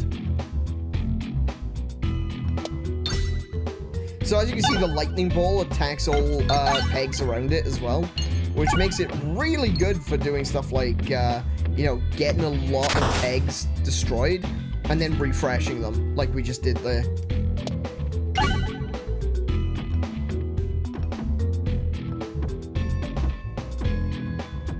Oh, hey, Mint. You know you were saying that the music kind of reminded you of Donkey Kong? This particular song reminds me of Futurama.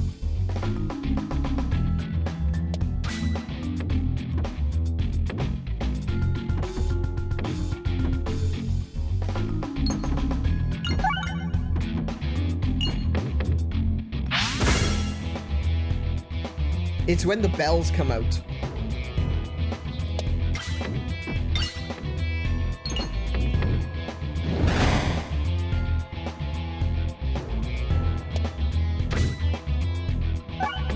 Nice.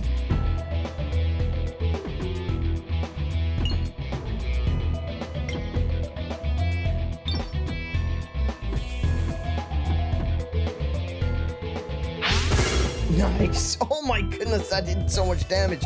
Excellent. Yeah, it is. It's the bell plague, Doc. It absolutely is the bell. Cleave orb. Each crit triggered causes this orb to pierce an additional enemy up to a max of 1. Okay, well, how does that... How does that stack with the auger?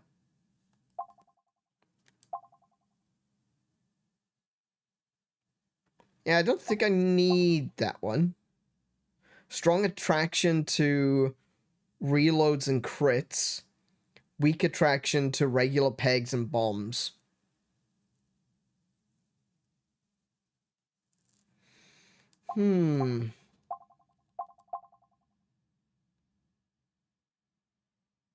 Regular attack pierces one enemy. On crit pierces all enemies. Or pierces first peg. Okay. That might be useful. Yeah, we'll take the ice circle. We will not let it go.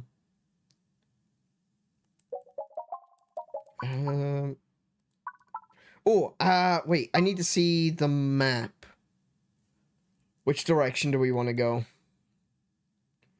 Looks like we want to go to the right.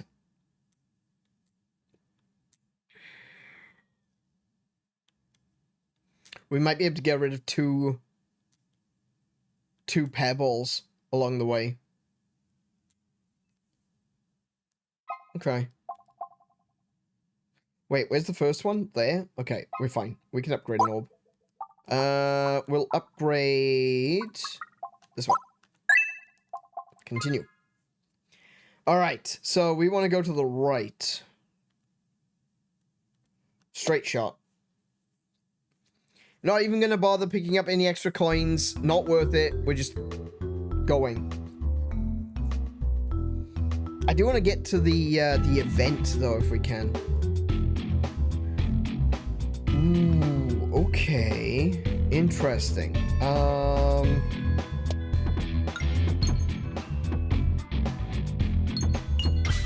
Oh, I just realized that explosive impact is gonna cause me, oh no, I should not have picked that.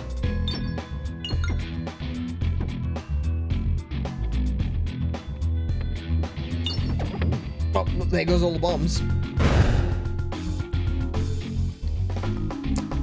Damn, yeah, that explosive impact every 3 pegs activated, that's gonna be a problem.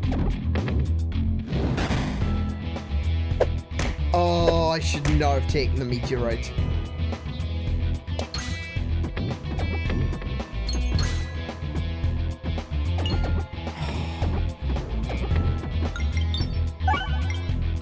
Look at how insane the trajectories are. It's just shooting all over the place.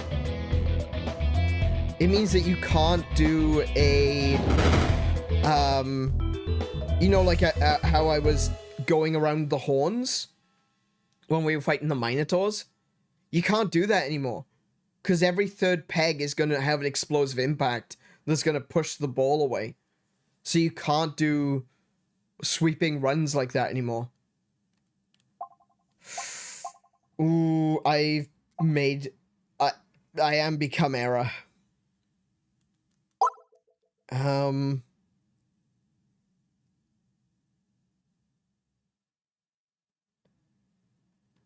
gonna level up that one. I'm gonna grab another dag orb. Do I want another dag orb? Dag orbs are good.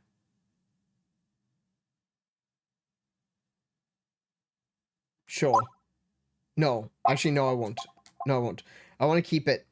There's very likely going to be a dag orb at the shop. So, you know, we'll do that. You heard it now? The bells? Yeah. Every time I hear the bells, it just makes me think of Futurama. Okay.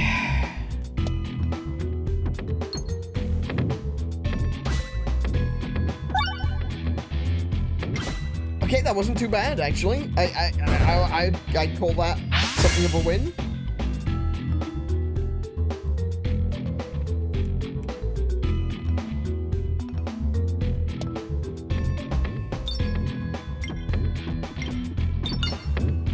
You know, I'm something of a winner myself.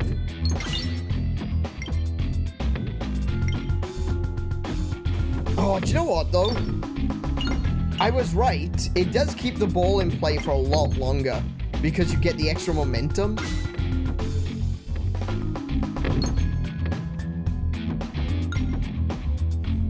Yeah, so I can't do the big sweeps. But this is... Look at that. That is insane. Look at how many pegs I destroyed.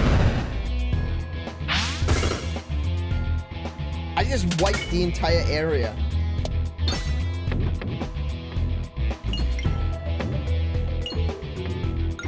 Can I have a refresh now, please?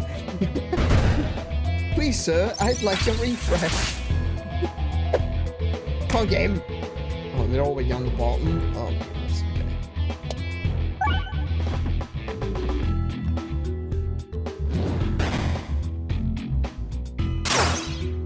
Okay. Oi! Bloody mages.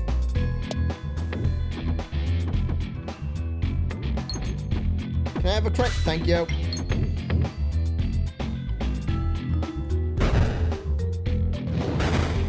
Get rolled. Yeah, we got the Tools Company. Let's just go with upgrades for now.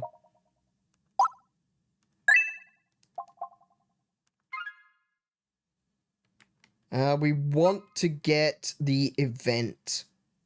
Because there's actually a really good event in here if we can get it. You bastard!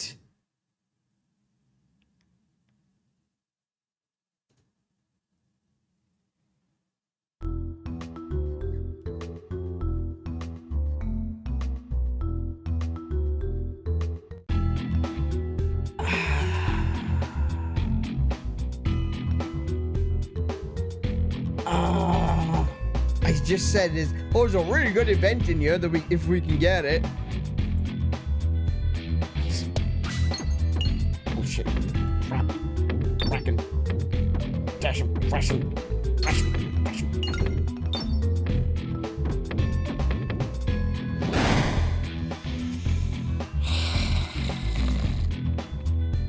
All right.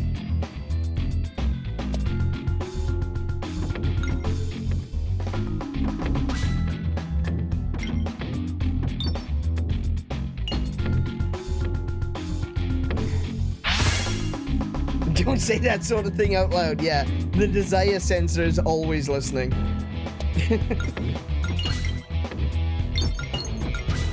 Oh, that's a lot of damage. Love it.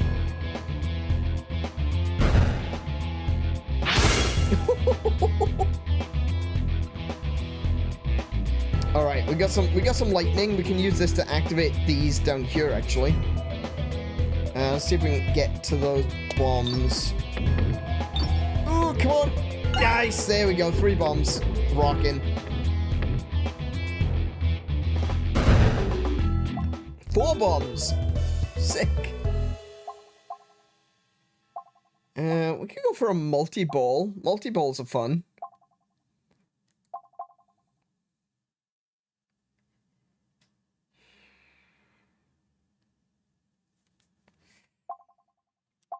Let's see.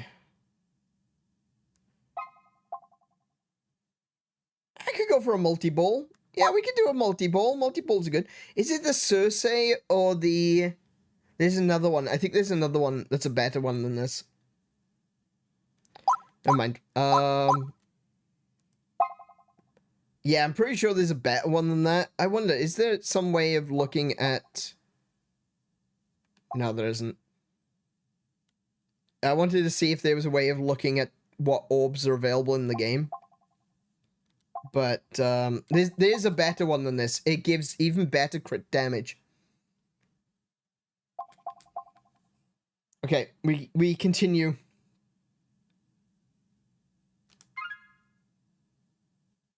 We've only got the boss room, so we can get some coins along the way. I mean, those edges can actually hurt us, but we can still pick up some coins on them. Twice! Okay, never mind. We're going. We're leaving.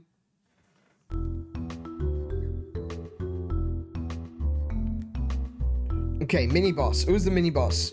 Who have we got? Oh, you. Alright. Well, that's fine.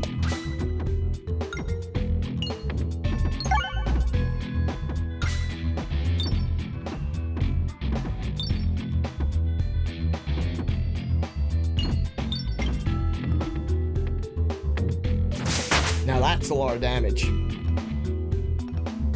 Okay, he's now in shield mode.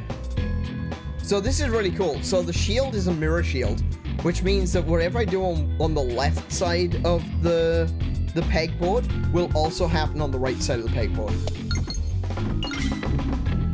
And vice versa.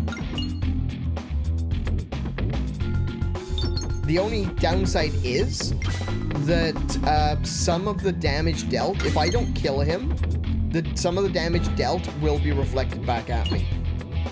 Which, you know, bit of an issue, but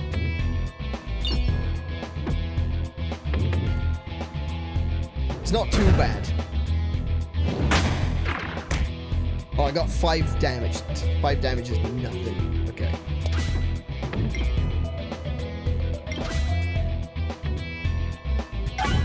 Oh, thank goodness.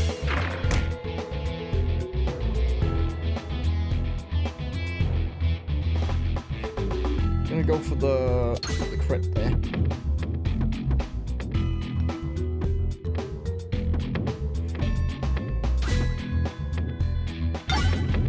Nice. Got him. Yeah, we'll get one of those too. Hell yeah, we'll get another one of those. That's already leveled up. Let me get my health back. So I've got 72 points. 72 coins, sorry. Each shot, a random slot becomes a portal that can teleport orbs to the top of the pegboard.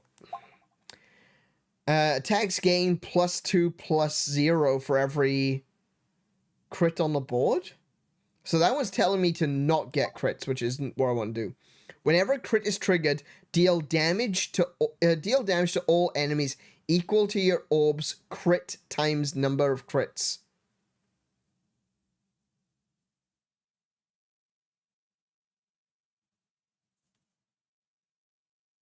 So that does... My orb's crit damage multiplied by number of crits activated. Hell yeah. That's damage. That's tons of damage.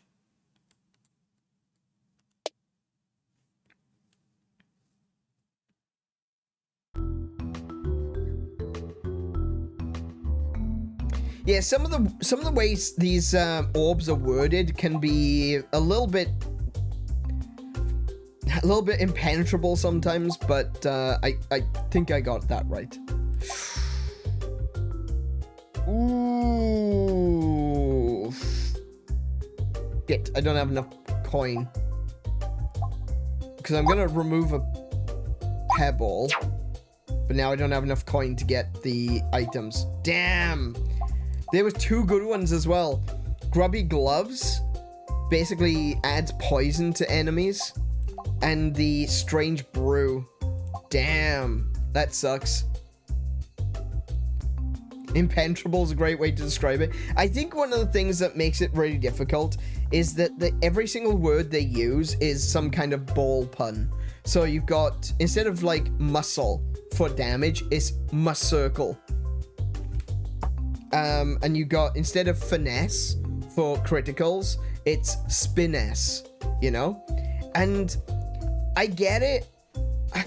It's fun. It's cute. I like it. But at the same time, it just makes it really difficult because it's not real words. So not only are you trying to learn the mechanics, you've also got to learn the silly words. And I'm not a big fan of that. It's also difficult when you're dyslexic and you're trying to read it. And you're trying to read it, your brain is telling you that says muscle, but you know it doesn't say muscle. Yeah. Whatever. It's fine. What's this one? See, this is Eviscerbate. Weak regular damage, massive crit, can target any enemy. I think we will pick up that one. Because that can target anyone. So that's basically the critical dagger orb, but you could target any enemy on the field. So we'll grab one of those. If there were 2, I would have loved to have gotten 2, but it's too late. It's like when a game uses something other than mana for their magic.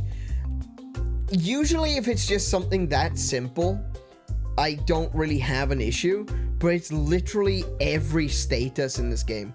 Every stat, every status effect, every single one of these orbs. It's just they've got a silly name that's a pun, and it doesn't help me. Being cute can go too far. 100% agree. Yeah.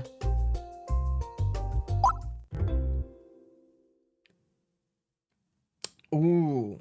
Ooh. Wait. What do I want? I want the mini boss.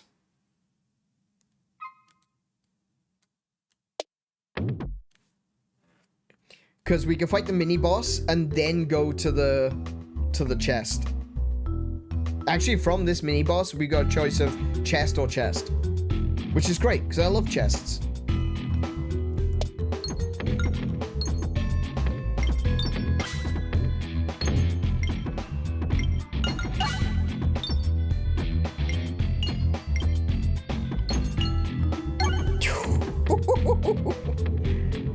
Oh, son, you've already got such low HP. Good lord. You enjoyed the large chests? I don't mind. I'm okay. I'm okay with large chests, small chests. It's all good because, you know, so long as there's some treasure to be had, you know?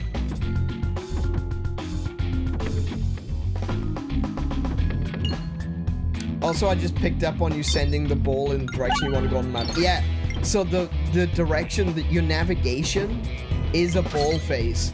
So yeah, you actually have to get the ball in the right hole to go the right direction in the map. Oh, you've got magic? Oh, of course you have. You're a mage. Duh.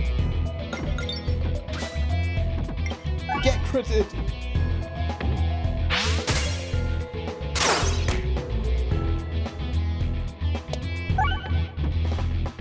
That was supposed to have sounded more heroic, but unfortunately I hiccuped at the same time as saying it, so, yeah. How about this one? Get critted! Ah, that's the Circe again.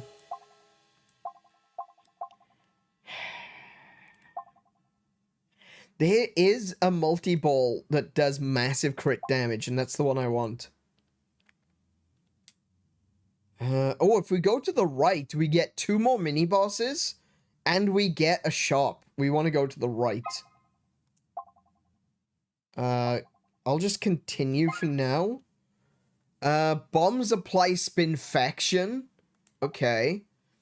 Whenever crit is triggered, gain 10 Bollusion. So Bollusion provides X% chance to avoid an incoming attack. So you get a 10% chance to avoid an attack. That's pretty good. Popping Corn. Heal 1 for every 15 activated pegs. Oh, we gotta go for the corn. Vitamin C is good, but we gotta go for the corn. I need the corn. Yeah, corn it is. Alright, to the right, please. Please, for the love of... Don't screw me.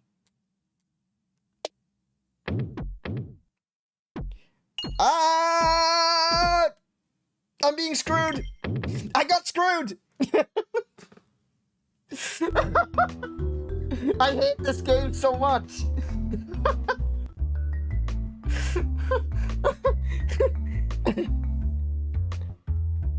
I wanted to go to the shop, damn it! Attacks apply 4 blind to enemies. Heal 1 for every peg activated while navigating.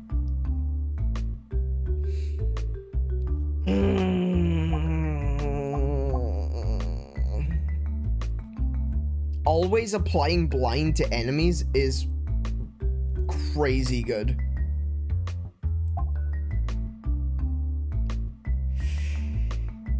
Part of me wants the heal boots. That's really good,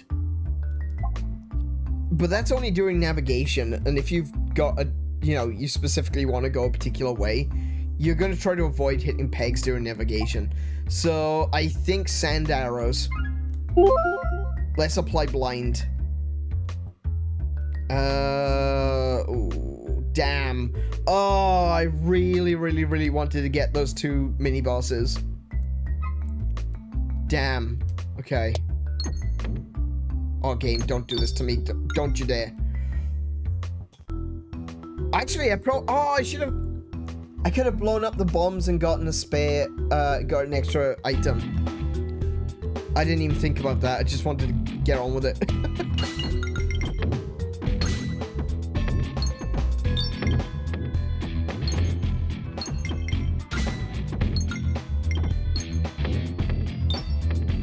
Whoa. Holy sheesh.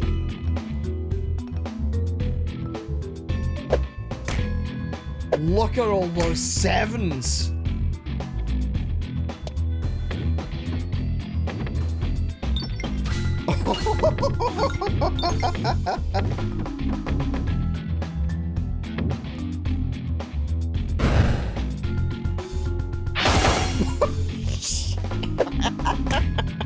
Your armor means nothing. Okay.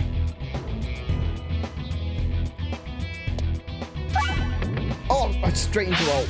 That's fine. We still killed him.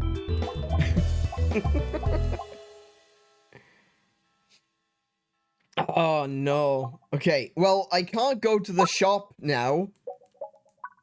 I guess we do some upgrading. Actually, first things first, let's heal. And...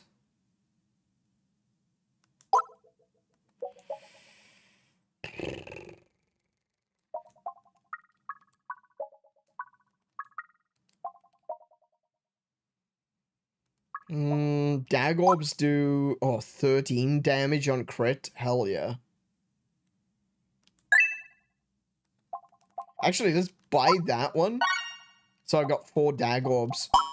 Oh, I can't upgrade anything else. Okay, cool. Straight down the hole.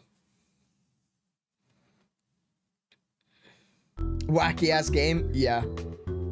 This game's getting added to the wish. I tell you what, you will be pissed off at it more than you will find it funny, but you will not be able to put it down. I both... I both love and hate this game as I love and hate myself. Yes, that's the one I'm looking for. Refilibuster. Whenever the board is refreshed, deal damage to all enemies equal to the number of pegs restored. That's what we're after. We want the refilibuster. Okay, let's see if we can actually get one of these bombs to go off, eh?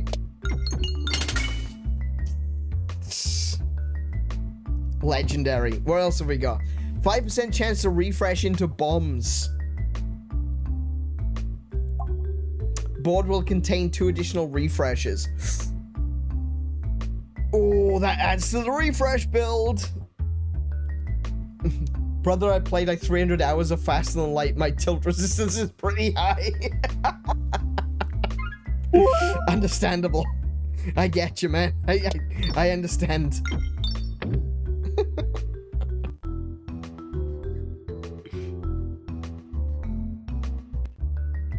You stumble into a kitchen and are quickly accosted by a Peglin dressed up as a human chef. They've crudely attempted to hide their ears, and the human seems to be buying it. What are you doing here? You're gonna blow my cover. They squawk at you. Please, take this relic I found and get out of here. Accept the bribe. What do I get? Whenever you reload, you gain 2 must circle. That's... I mean, I'll take it, but... it's not really gonna help me. Reloading is really not an option for me right now, because I've got so many balls.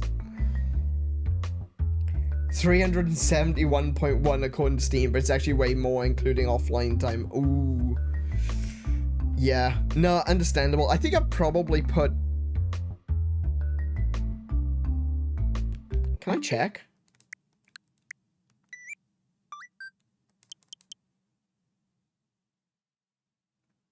It's... Okay, this is just plain wrong. You've played 35 hours or more. Yeah, or more. I'm gonna go with or more on this one, not... I have played 35 hours of Peglin just in the past couple of weeks. I have no idea what they're on. Okay.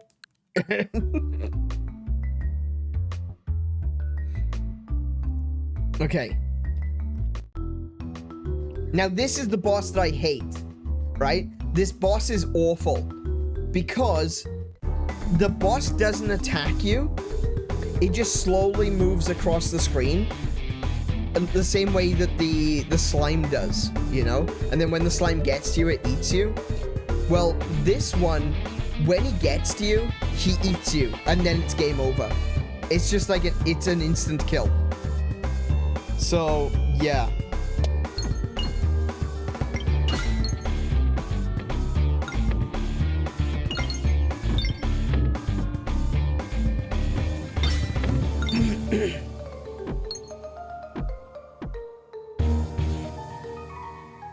It doesn't look like it should be that difficult, especially when you see it, like how much damage I'm racking up right now. But then again, I've got a really good build. Yeah, I've got an incredible build right now. If you don't have a good build coming into this fight, it's over. You're just not gonna get past it.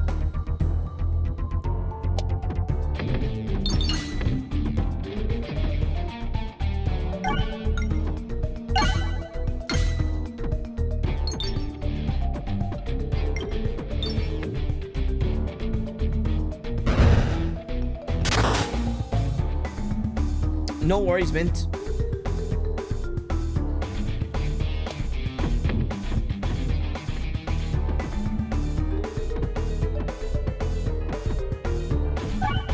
Oh, landed right on a refresh. Nice. Sick. See, look, now already my, the amount of damage I'm dealing is reduced. You know?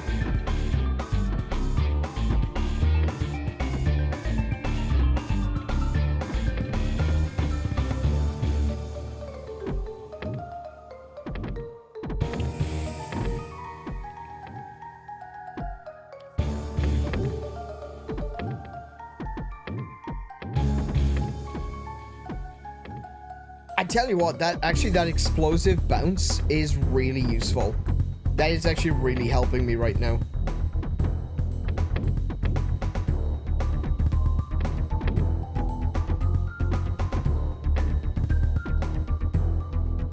I spoke too soon. Okay, no, that's that was fine. That's okay. That's good. That's good. Oh wow, all those points. That's amazing. 600 HP left. He's got no chance. Oh, this is the improved by 6. Yeah, so that one doesn't do any damage. Get in there.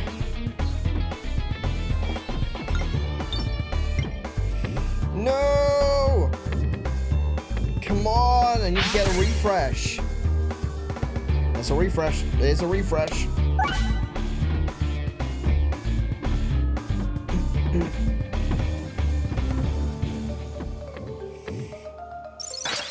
There he goes. Oh my goodness. I have not beaten that enemy that quickly before. It's always come down to the wire. The enemy is always like right up on top of me, and that's the few times that I've actually beaten this thing. Don't say he's got no chance. It's alright. It's alright. We beat him. He's fine. We didn't lose any HP at all. We did actually really well there. Let's see. Should we do an upgrade or should I keep the money? Well, let's upgrade the 𝗦𝘄𝗶𝘁𝗰𝗵. We're gonna need that to go into the depths. Maybe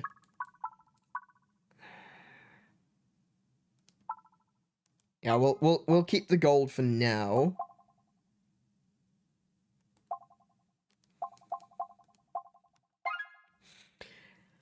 Right, status symbol. Status effects you apply have 2 times intensity, but attacks have -10. No. Actually, -10, -0. That's not too bad, but I don't have anything that really applies effects. I've got the sand arrows, which applies blind.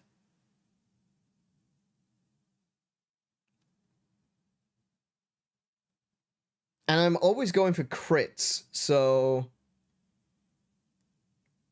that might be useful. Viridian Trinket. Gravity is reversed, but ceiling bounces are massively increased, and orbs pass through pegs while traveling downwards.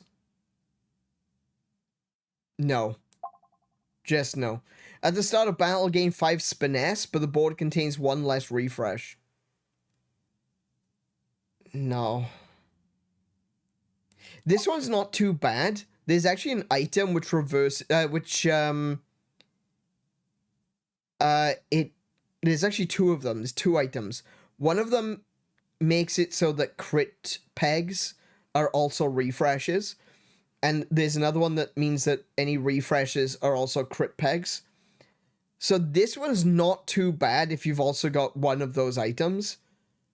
But you gain balance at the start of battle, and whenever you reload, but you have -1 orb discards. I have not used discards, so this one's not too bad. Balance is, you've got muscle or muscircle, which is standard attack. You've got finesse, which is your critical attack, and you've got balance, which is both. So balance X means that I will gain +X at the start of battle and every time I reload. That's not terrible. And seeing as I don't use the discards anyway because I've only bought orbs that I actually want.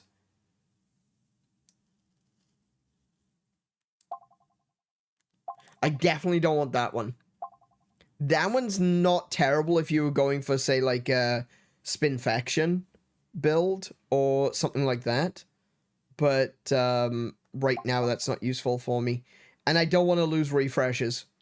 At this point in the game, I don't want to lose any refreshes, considering I'm using those. So, yeah, sealed conviction. We'll get some balance going.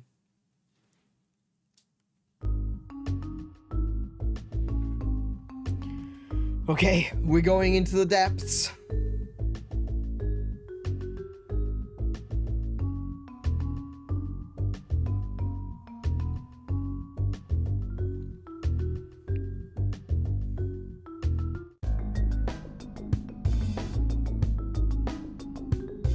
Also expect some Plants vs. Zombies references down here.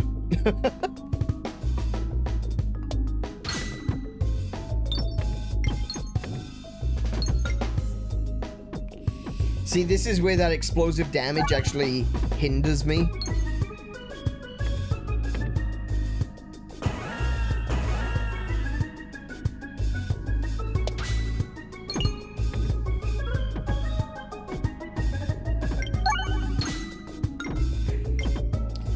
That's pretty good.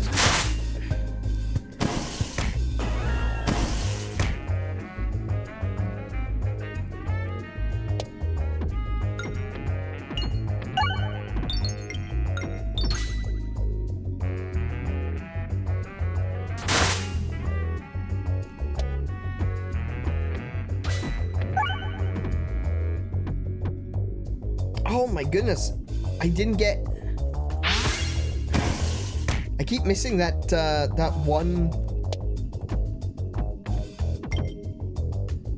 bomb down there. That's alright. This is over. Abrasion. Gain 1 muscle for every 12 pegs hit. Deals 4 self-damage. No, thank you. No, thank you. We'll do some orb upgrading now. We can also upgrade to level 3, so... Actually, what's the map look like? If I go down the left side... Oh! If I go down the left side, I can get 2 encounters, a mini-boss encounter, go all the way across to a shop, and then all the way across to another shop. So I can get the last 2, pebbles. Gone. Alright, so that's what we're doing. We're gonna keep our cash, and we'll do the shops.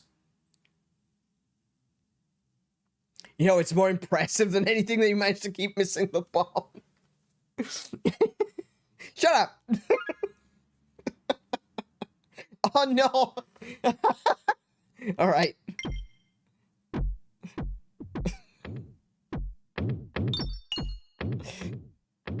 Come on now. No! There we go. May as well get some coins along the way.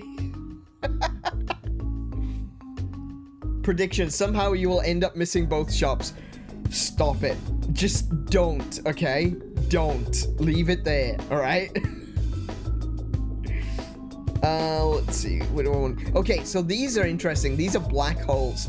They act as gravity, so even when you're bouncing your ball around, they'll try to go this way as well as down. You can do some really funky stuff with them.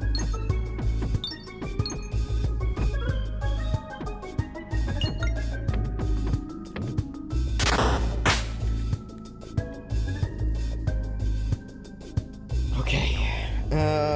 Let's see now. Oh, there's no crits nearby. I'm gonna have to try to get the coins. Oh, I got the crit! Never mind, in it goes. Straight into the hole. Never mind. I did get one of them, though. Okay, and that's the other one. Sick. Easy. Easy. Ooh, we'll get another ball lightning.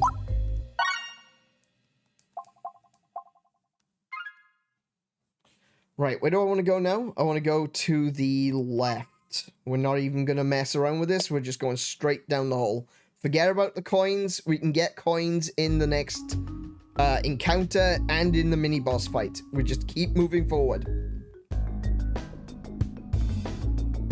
Oh, heck. This could be a problem.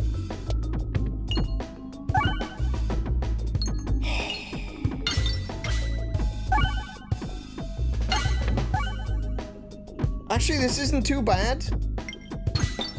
Except all the pegs are scattering now.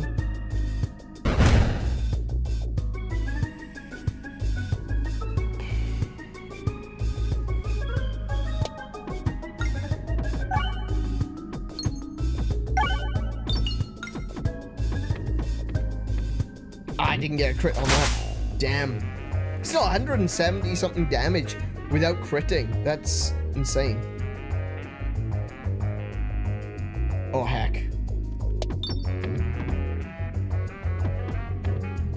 Oh, I got the crit. Nice.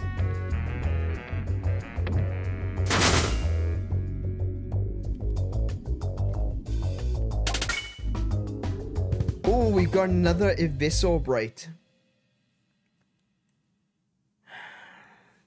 Yeah, I might grab that one. I like the massive crit. Yeah, we'll grab that. Okay. Continue. I kind of want to get the 𝗦𝘄𝗶𝘁𝗰𝗵, but we've already got 4. I don't think we need more than that. I think we're good. I think our deck looks amazing, actually. Did things get jazzy? They did get a little bit jazzy, yeah. It's about to get jazzy again. Oh, look at the frame rate on that. What is going on? Oh, no. They're invisible. There's invisible balls.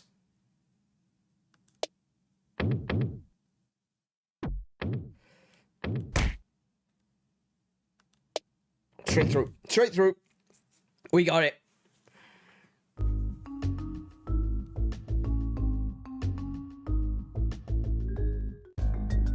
Oh my goodness, all the black holes at the top. That's kind of where I want to fire my shots, though.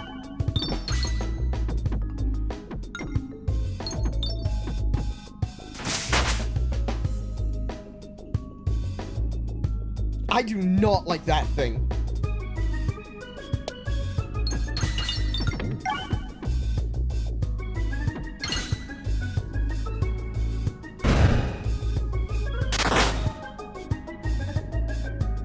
Oh, no, I don't like that. It's walking on its hands.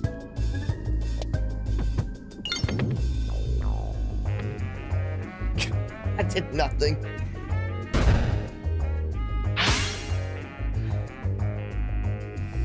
See if I can get that crit there. No, I can't. Damn. This is so awkward to play. I can't even begin to explain. Like, this feels so weird. That wasn't terrible.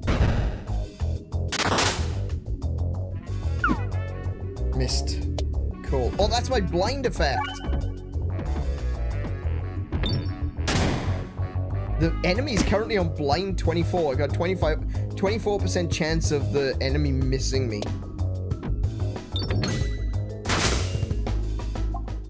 Sick. Ooh, no, we'll keep it. We'll keep our gold for now. Whenever an enemy spawns, gain 10 ball illusion. Okay, interesting.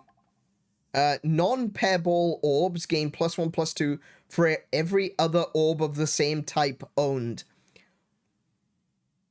So basically, that buffs your multiples. Whenever a crit is triggered, apply a random debuff to the targeted enemy. I think we're going for the hero's backpack. Pretty much all of my balls, I've got like 4 of each. Except for a couple, which I've only got 2 of each. So that is huge bonus.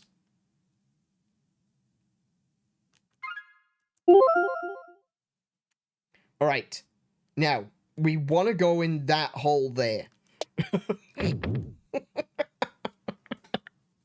We want to go in that hole, not any other hole.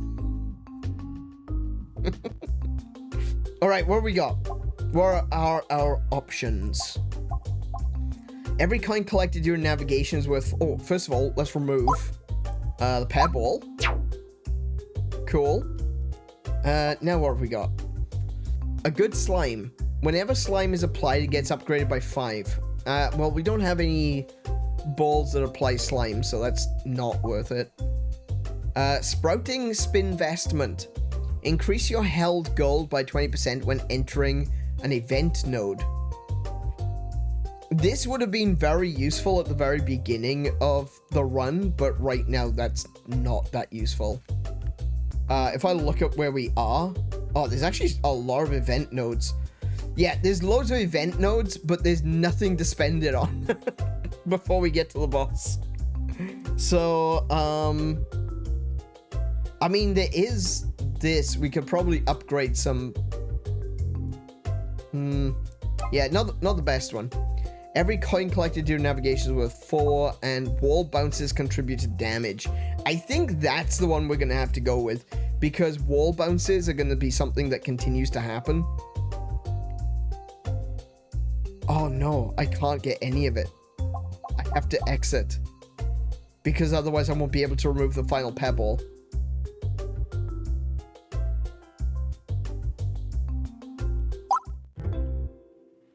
Bugger.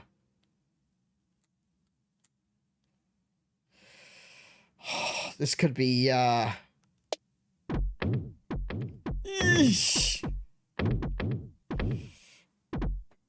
Oh my goodness, no. Go down, down, down, down, down, down, down, down, down, down, down, down, down, down, down. No, other way, other way, other way, other way. No, no, no. Thank you. Thank you. No, no, no, no. Back, back. Good lord. Stop it. Game, don't.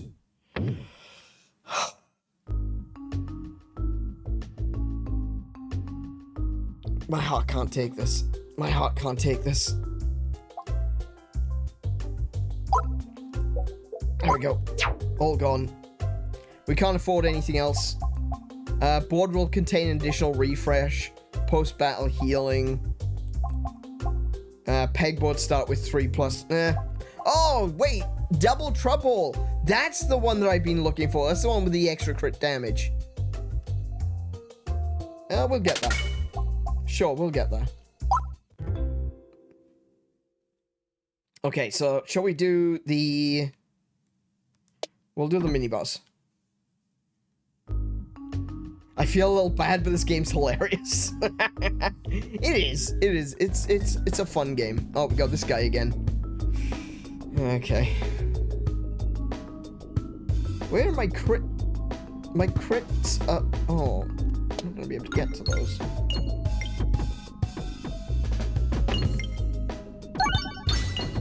Nice. Oh, get wrecked, son.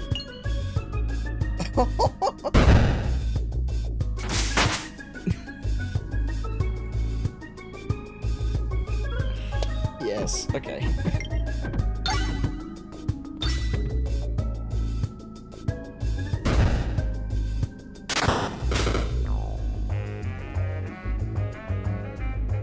It's fun if really mean. I think it's more fun if you're watching someone else playing it.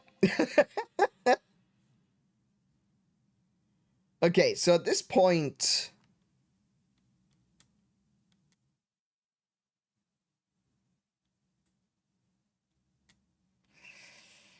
Ooh.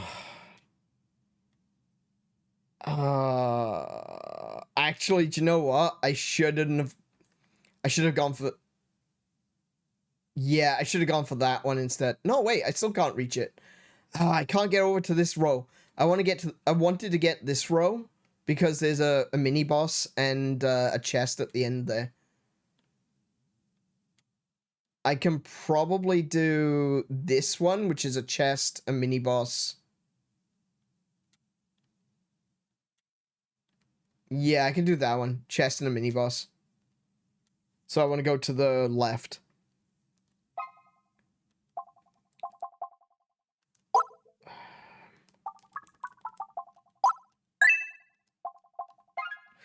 Oh, yeah. Dungeon dice. When your deck is shuffled, each orb's damage and crit are randomly rolled. You can't see it, but I have my middle finger up right now. Board will contain 2 additional crits. Create 2 gold whenever the board's refreshed. We want the crits. We want the crits. Oh, good lord. I need to get that way. How do I do that?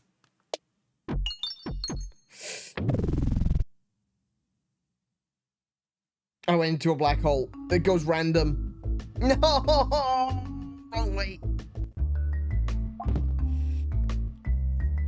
First peg hit by each orb gets +10. Reduce self-damage from orbs by 50%. We'll do the +10. I don't have any self-damage. Ooh. Oh, can I get... No, I can't.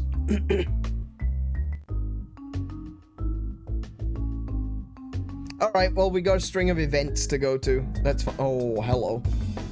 Hello.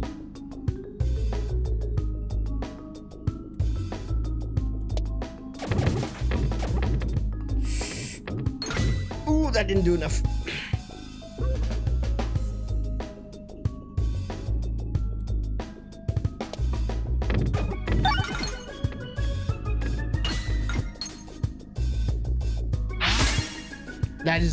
That is doing hardly any damage. Hang on a minute. I'm gonna have to fight these this way.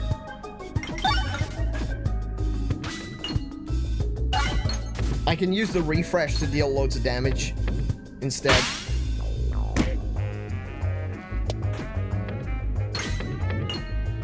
Actually, I can use the crit and the refresh to do damage.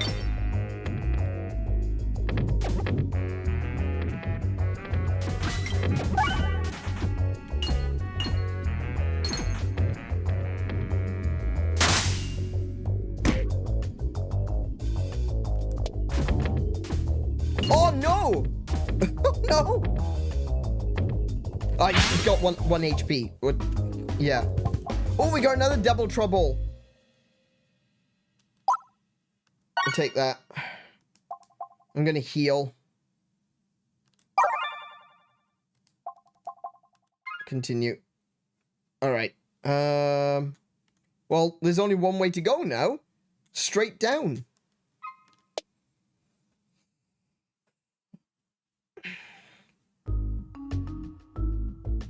You can't handle my relics, they're too strong for you.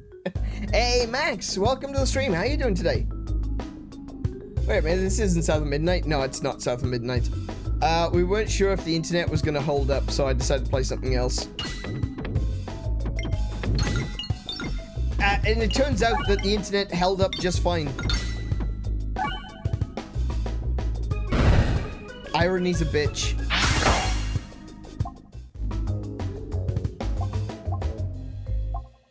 Ooh, ball lightning?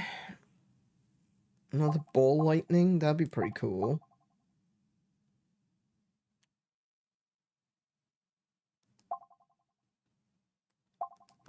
I should be upgrading. I shouldn't be, I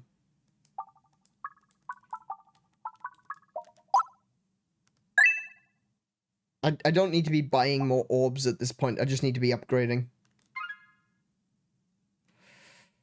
Oh, that's not gonna be easy to get through.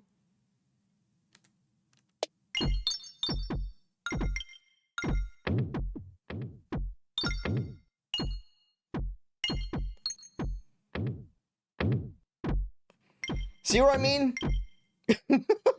The black holes can get funky.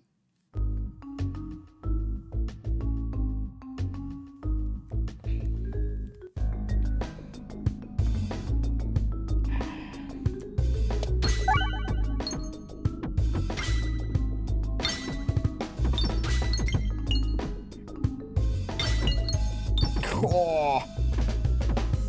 Get wrecked. Get wrecked.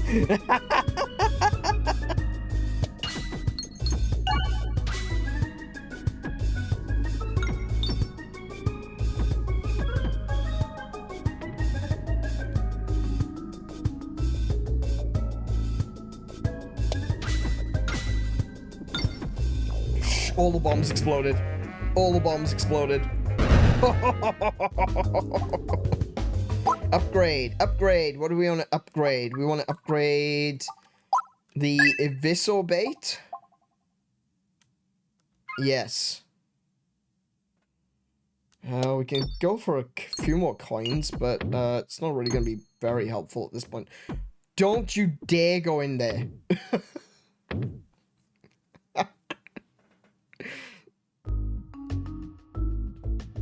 So far, our events have all been battles. Gosh dang it.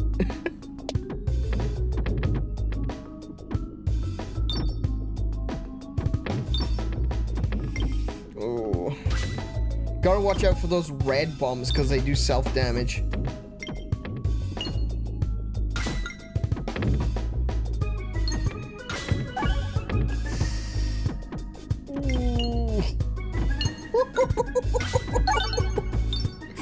Hell yeah.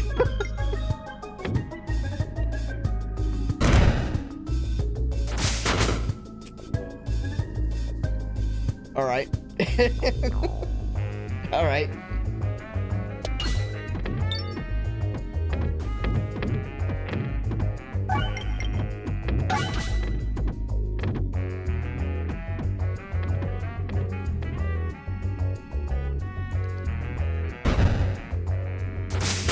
Nice.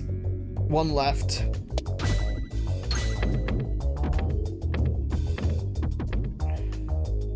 I would have liked to have done that without activating the red bomb, but whatever.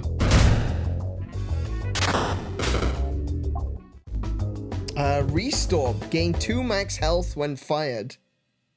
Heal 6 when fired. Can only be used once per battle. It's level 3 too. It's fully maxed out.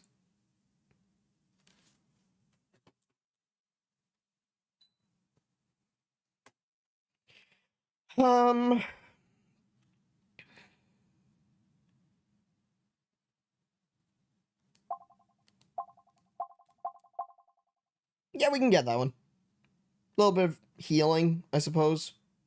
It only heals 6 though. No, never mind. We'll level up a ball instead.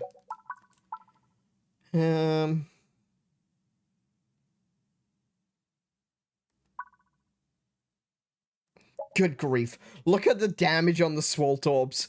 They do 11 crit damage. The Dagorbs do 16. Oh, I should have gotten another Dagorb while I had the chance.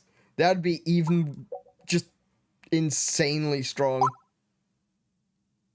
21 damage on that Dagorb. Okay, we'll do another one.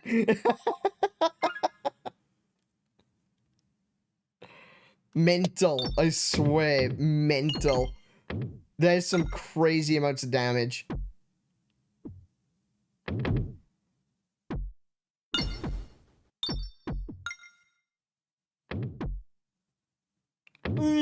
Oh, I missed. Oh, there he goes.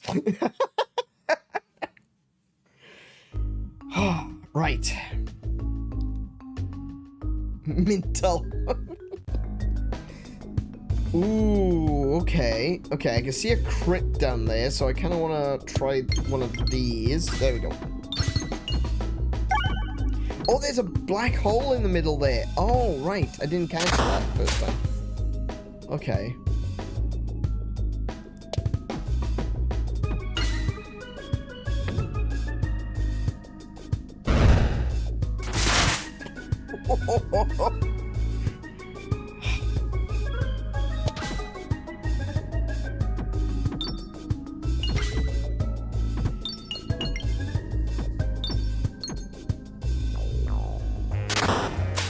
Nice. We want to refresh.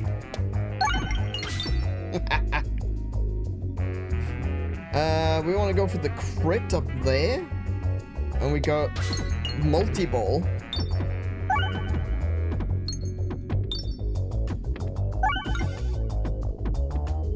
Nice. Nice. Loads of damage.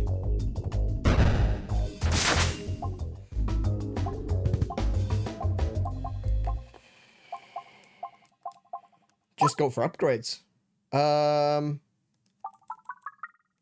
Let's do the Dagorb. That'll get us the most damage. And here we are. The final boss. Snail fossil? What am I looking at? And it's gone. Sorry. Yeah, there might have been something in the background. Okay. So, these moving blocks have 3,500 HP each. And every time they move, they'll cast a spell. Sometimes they will cast more than one spell. This one is a really rough enemy.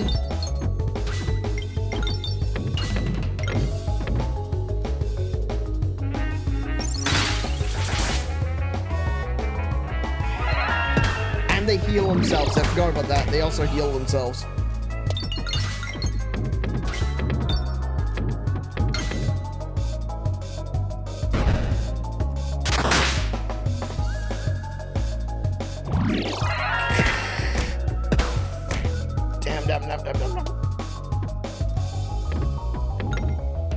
Oh no, no, no, no, I completely missed. Oh, I whiffed there. Damn. Shh. Okay. I need a refresh.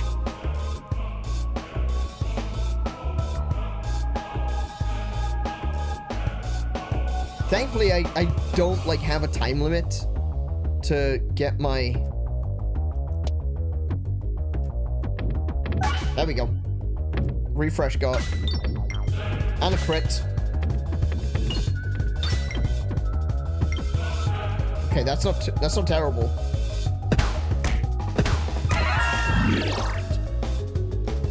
Wait, that was terrible actually. That was the wrong orb. I thought I was using a small orb.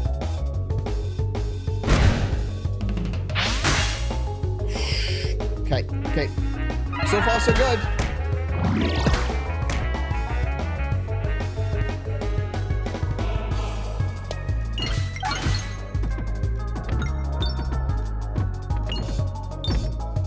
Oh, this one could be it.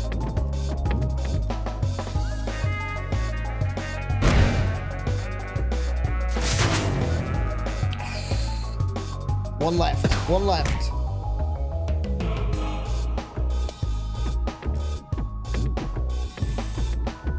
That's not a small top. That's not going to do any damage. It's going to power up the pegs, but it's not going to do any damage.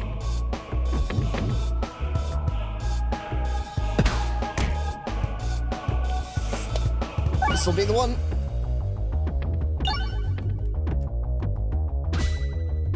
Oh, that's the one. That's the one. Got it. And we've won.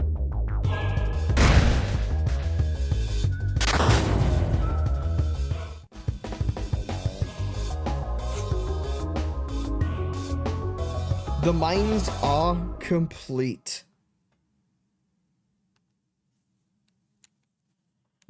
Oh my goodness. New relics discovered. There's the victory screen. Looks really good. And I'm also going to record that. I'm going to post that to Discord later. And there we go. That is a full run of Peglin. Now that I've, like, gotten to grips with a lot of the mechanics in this game and figured out, like, the way that different abilities kind of meld together and bounce off each other, no pun intended. It has definitely gotten a lot easier. Obviously, if you know how to play the game tends to be a bit easier. But, yeah. That's Peglin. Now, I've played this once before on the channel. And I do want to play it again in the future. I'm probably going to do it like this one if I'm not comfortable with how the internet is looking, then I will play something like Peglin, or I'll play something else that I can do runs in. I was thinking maybe doing Hades in the same way. But that's Peglin, and hopefully you've taken a look at this game, much like Mint has, and thought, hey, this is pretty fun. I want to give this a shot. Because if you can handle getting tilted, and this game will tilt you, This can be a fun game, right? This is the reason why I said at the beginning, I hate this game, but I can't put it down. Because it is fun, and when you get a good run going, it feels good, you know? You get that, oh my goodness, I feel so empowered right now. I can actually do this. And it's a great feeling when you finally get to the end and you succeed. You actually beat the bosses. Some of those bosses in this game, though, they're a pain in the ass. The demon wall, pain in the ass. There's another one which is like a painter. And the painter is so annoying because the painter creates up to 4 other enemies, and the other enemies deactivate your pegs. So you've got to be attacking the enemies, you've got to be attacking the painter, and you've got, you know, you're slowly running out of pegs while this is going on because they get deactivated by the enemies. Which sucks, right? It just, not a fun fight, that one. But yeah, we actually went through that, and that was pretty easy going. I definitely feel like I've learned more about this game over time, and knowing what to look for, like what your best orbs are for your particular strategy, or knowing what items work well with your particular strategy. It all works together. It all feels good when it does come together. And even though you can't see it in game, there is actually an encyclopedia. So you can see all the achievements, and these are some of the bosses here. Like, these are all the bosses that I've beaten. We've got a mole, the holy moly, end of the slime, 𝗦𝘄𝗶𝘁𝗰𝗵, the demon gate, siege no more. This is a big siege engine that just does tons of damage, absolutely huge amounts of damage every time it hits you, but it takes a few turns for it to level up, for it to reload, sorry. So this is the painter, asshole, won't get ruined again. Okay, so this is the ancient. These jokes are great. I'm loving these. So this is the goblin queen, and this is the dragon. So these are, I have now officially beaten all of the bosses in the game. I didn't realize that. I didn't realize I'd actually beaten all of them now. That's cool.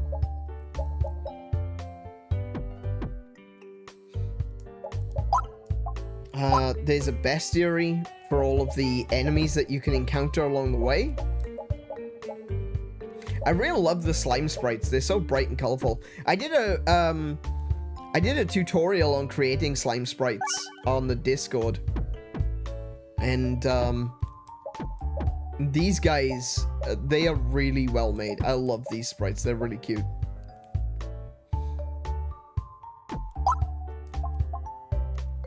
Oh, I've got a list of run summaries? I didn't know this was here. So you can see how many times I've actually...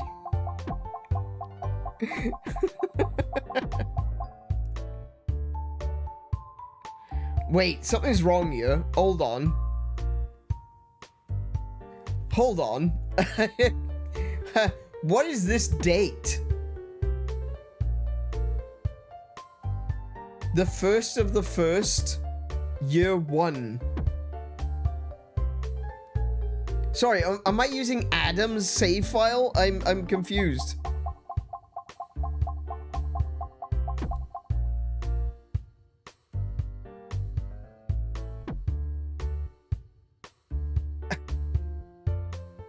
Okay.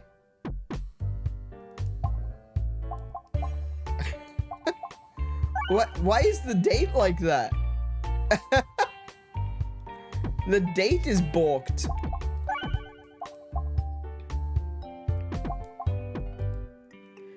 But it's cool to have the summaries, because these allow you then to see what orbs you collected. and what items you used. So you can take a look and go, yeah, you know, I've got all of these dag orbs, I've got all of these swolt orbs. Like, this is definitely one of my favorite setups that I've had. If I was to go down to this one, it's a very similar setup. As you can see, I've got the dag orbs. I'm using the 𝗬𝗏 company, and I'm using these buzzsaw blades. I've only got one swolt orb in this one though.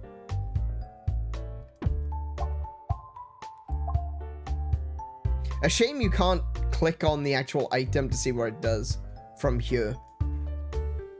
But as you can see, where I've well, you can't see because I'm in the way. Hang on a second. Hang on. I'm gonna go invisible now.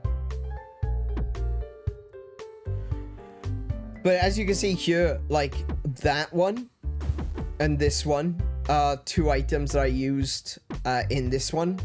What else have I got? This one I used. The candle.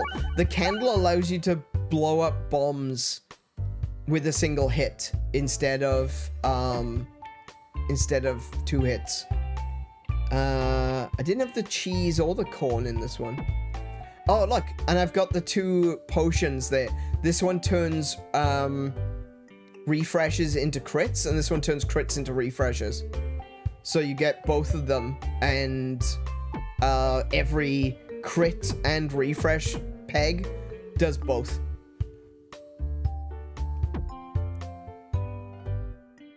But at very least, it gives you the opportunity to take a look at what you've done and think about like what worked best for you in this situation and what might work again in another situation. This is the one that gives you extra, I think it's, that one gives you finesse at the beginning of every combat encounter. I'm pretty sure that's the one that gives you finesse. This one's actually really good as well for the reload strategy or the refresh strategy, because this one will, I'm pretty sure that one refreshes the board. I think that one refreshes the board on a reload. Can I actually see the balls though?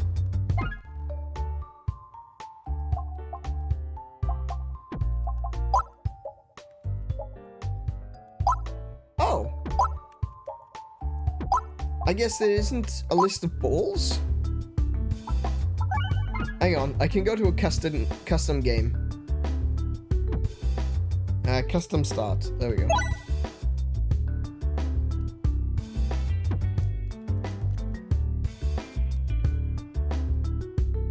Add an orb. There we go.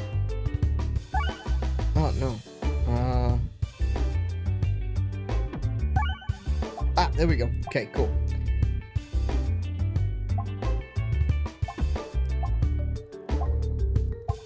So this one, the ether wheel. When this orb leaves the pegboard, refresh the board. So it does, you can hit a lot of pegs, and then as soon as it goes out of play, all the pegs come back into play. That's a really useful one. Maybe you reset the dates when you brought your data across from the Switch to the Switch 2. No, that doesn't make any sense either.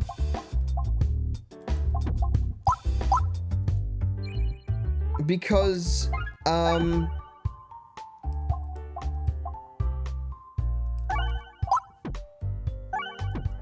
because this one is the one that I posted to Discord, just a couple of weeks ago. And this one says 111. Pretty much all of these all happened probably in the same few days, just before this victory. Yeah, that's really weird. I don't know why that's happened, but yeah, that is Peglin. I guess I've made it look easy. It's not. Don't be fooled. Don't be fooled. It's not as easy as it looks. But if this is something that you're interested in, I would definitely say go play it for yourself. It is a game that I can play over and over and over again. It's not going to, like, there's going to be no spoilers or anything like that. And if it's something that you want to see more of in the future, by all means, let me know in the comments, or let me know in the chat, or let me know, send me a message, you know, post in the Discord or something, you know, say, hey, can we get more of that Peglin game? And I'd be happy to play it again, because this is a game that it's taken me a long time to learn, but now that I'm finally there, I understand it, and I feel confident in playing it. And there's going to be times where I'm just not going to get the right items, and it's going to be a lot harder, or it's going to be, sometimes I'll get a lot of really good items and it'll be easier, so yeah. But ultimately, my goal here, as I always say, is not necessarily to just have you guys watch me play, but hopefully encourage you guys to check it out as well. And, yeah, Mint's already got it on his Steam wishlist. This game's available on Steam, Switch. I think it's on Xbox and PlayStation as well. I think it's pretty much everywhere. So, yeah. Mint will enjoy the less fortunate runs. Yeah, I think Mint would enjoy watching me suffer.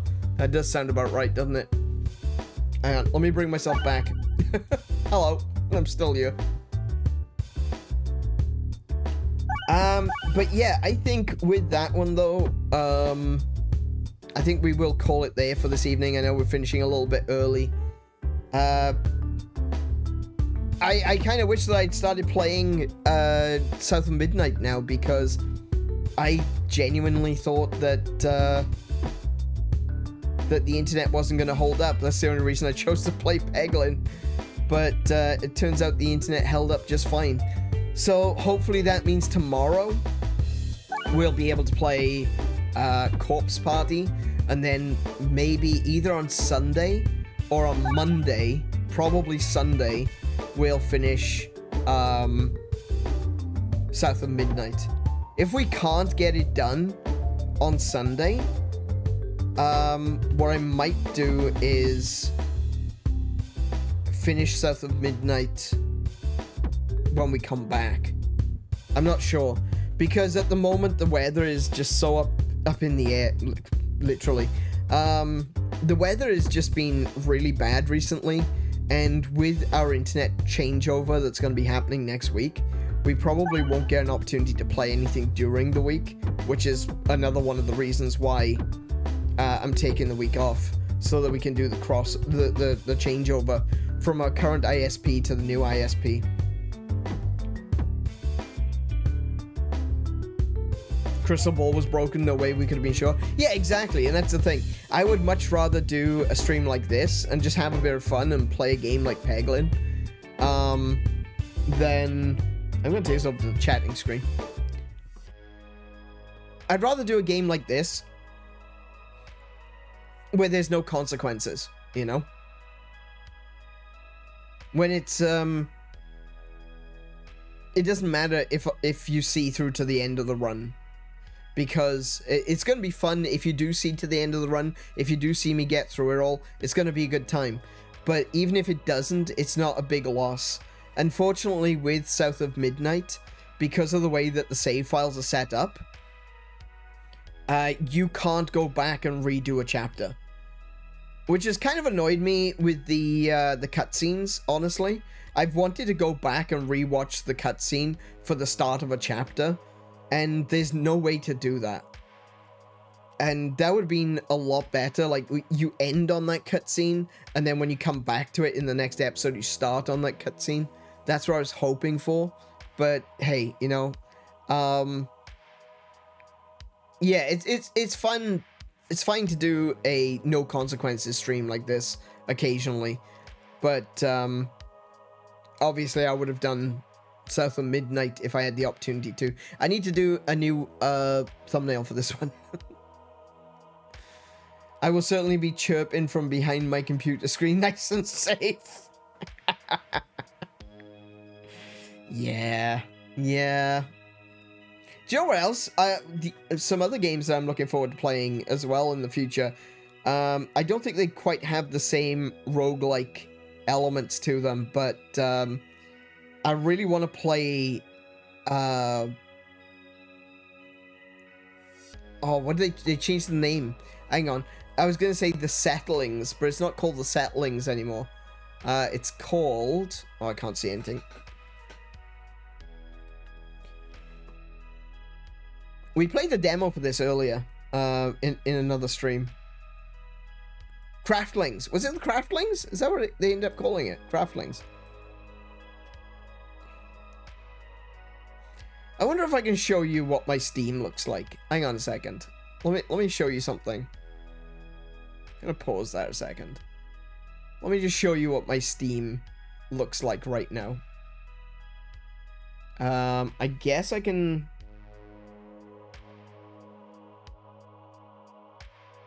Let me go studio mode. Let me just change something over a second.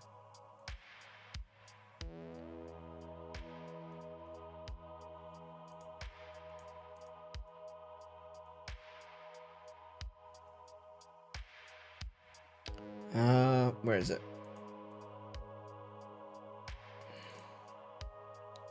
Window, Steam.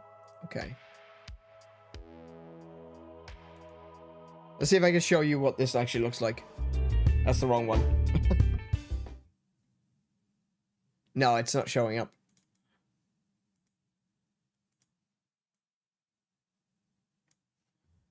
Hang on. I got this.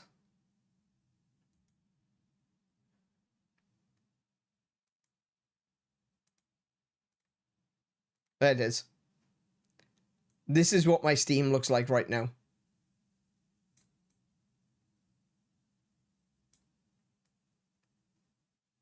That's it. That's the entire Steam window right there. Hang on. Can I drop the blackout off the background?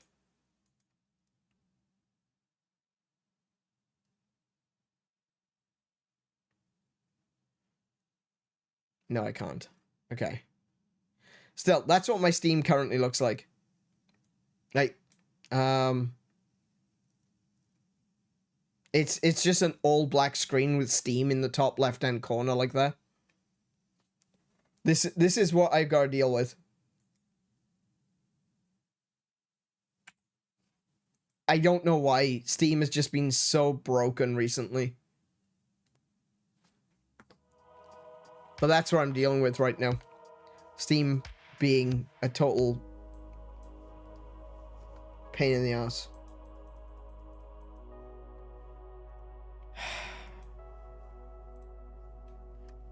The thing is, when you close Steam, it doesn't like close properly. You have to go exit Steam and try to open it again and see what happens. Cool. Okay, now it's working. Was it called Craftlings? Let's see if I can see what my wish list has on it. Wish list.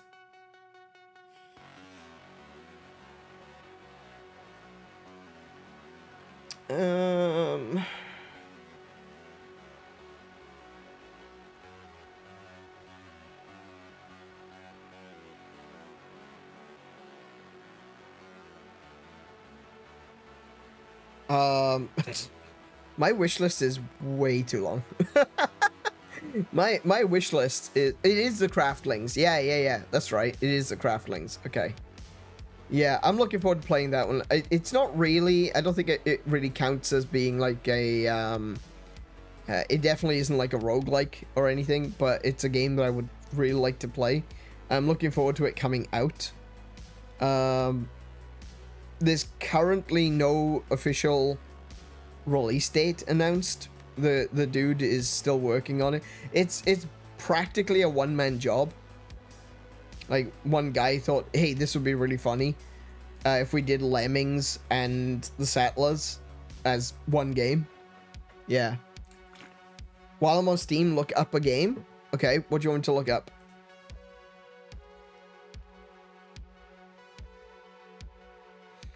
This new game, Arc Raiders, I have no idea what it's about, but the artwork for it makes me think ZX Spectrum, and I want to find out what it's about.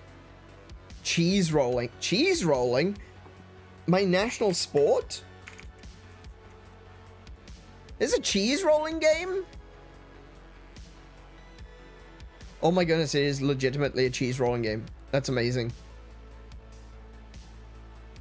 The ragdoll physics are perfect.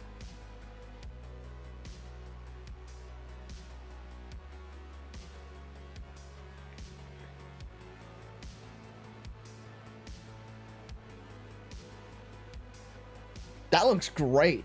That looks hilarious. It's free as well. Oh my goodness. Yeah, I'm not even kidding. That's our national sport, that one. I love that. That's great. Oh, I see. So it's a free game, but you can get different skins for your character as DLC. I get it. Okay, yeah, I see. That's a valid monetization strategy in the modern age. It's a very silly, simple game. So yeah, you know, you only have to pay for it if you really want to invest in it. It's pretty cool. Free to play, silly physics, you're welcome. Thank you very much. I will add this game to my library. Cheese rolling has been added to your library. Okay, that'll download later. I don't know. Have you ever seen cheese rolling? I know Kiko has, but has anyone here not seen cheese rolling? It's a legitimate sport. It sounds silly, but it's real. I swear. I'm gonna see if I can find a video for you guys. We'll put on a cheese rolling video.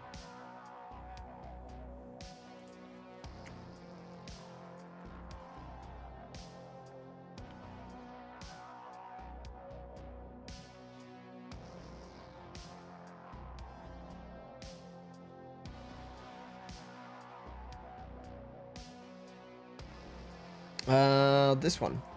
This one looks good.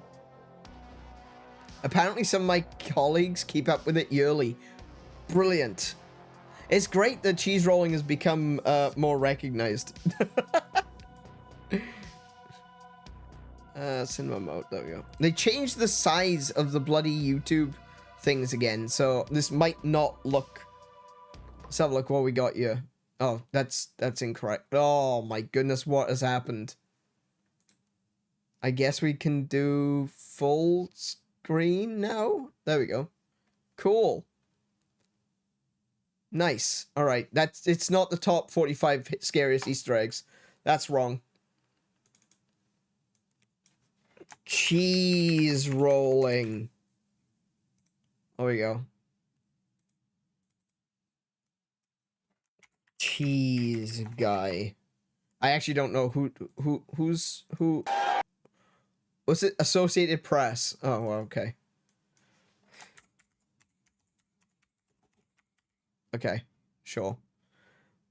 England's annual cheese rolling race. That'll do. Wherever. Close enough. All right. So, in case you didn't know, cheese rolling is a real thing. The way this works is very, very simple, right? A full wheel of cheese is rolled down the hill, right? And the winner is the daft bastard that runs after it and catches it.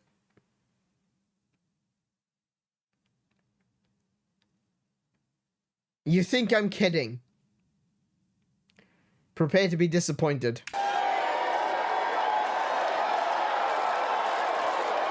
Well, the cheese went off the other direction. No one else is gonna... This sport is almost 90% injuries.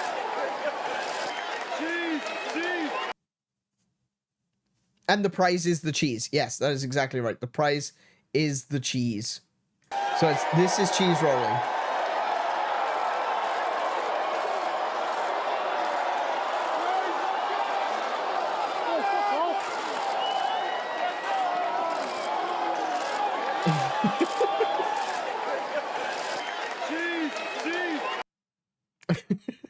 Absolute carnage. Yeah, exactly. Absolute carnage. I have never cheese rolled personally, and I think I'm a bit old to do it right now. You need to have a stern body to be able to deal with that. It's such a steep hill. We've got a lot of them. We've got a lot of them in the UK. Especially in Wales. Lots of steep valley sides. You could go all the way down to town. It's great. We used to make the joke of where I used to live. Is that I didn't necessarily have to wake up in the morning. Because all I'd have to do is stumble down the stairs, out to the front door, and then roll down to school. Because that was literally where I lived. I was on a very, very steep hill that went all the way down to where my school was. And yeah, you could literally just roll down the road and you'd get there. So that was my thing. My parents saying that, you know, I'm not very good at waking up in the morning because I've been an insomniac my entire life. I didn't know that until more recently. But yeah. Yeah. So just said, hey, you know what? You can just roll down the hill. It's fine. But if I had... Do you know what? I should have kept up with it. I really should have. I should have put my body through the absolute worst. Because I used to take some ridiculous hits from some of my friends. We used to be big into wrestling. And recently I've kind of gotten back into wrestling as well. And dragged Kiko along for the ride. We used to be big into wrestling, and I was quite small. Like, I'm not a big person. I was very small, I was very light, and my friends used to love throwing me around. And the thing about that as well is because I was small and I was light, I was also able to do a lot of the high-risk maneuvers. Things like, you know, the Swanton Bomb from Jeff Hardy. A lot of the flips like a moonsault and stuff like that. I used to be able to do that sort of stuff and land it on my friends, but because I was small and light, I basically just bounce off. But yeah, I should have really put my body through the ringer and done cheese rolling, because I could take some serious abuse. I've had people drop me, like, doing wrestling moves, and they've dropped me on the concrete. And that's not fun, but I did survive somehow. But yeah, I think I would have loved to have done some cheese rolling if I'd had an opportunity to do so. Would have definitely broken something, but it just looks like fun, and it's something that I kind of regret never doing. Yeah. Yeah, I feel like I should have done it at least once, but yeah, nah, sadly not. This game looks kind of funny, though. I think I might have to give it a shot. We might chuck it on in another stream if the next time we try to do a stream it doesn't work. So, yeah. We're gonna finish it a little bit earlier. I said that like half an hour ago, but still. We're gonna finish a little bit earlier. We're gonna finish this off for now. Sorry we didn't get to play South of Midnight. We're gonna have to change up the schedule now, aren't we? So tomorrow we're gonna play Corpse Party, and on Sunday we'll do an extra stream. We'll do an extra stream. Why not? I've got the week off after that, so it's not like I can't recover. We'll do South... Oh, wait, no, I can't! Oh, wait, hold on. I can't do a stream on Sunday because we're going out. We're gonna go see Max play.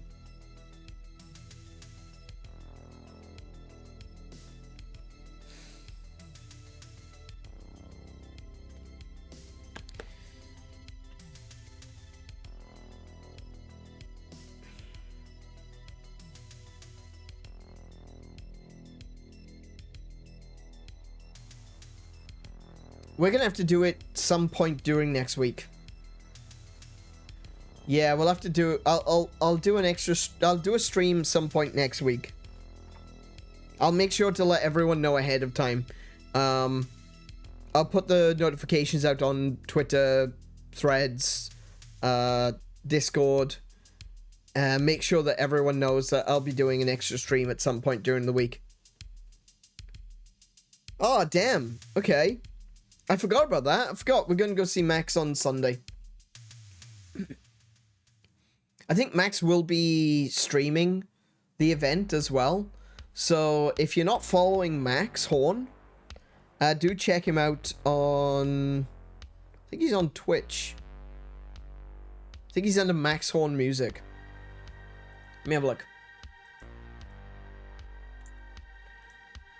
Twitch.com/Max Horn Music.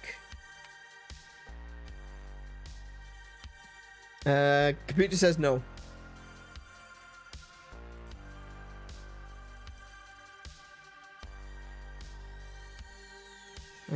Max Horn? Just Max Horn? Yeah, it's just Max Horn. Okay. Alright, that says 3 months ago? Max, where are you? Come here.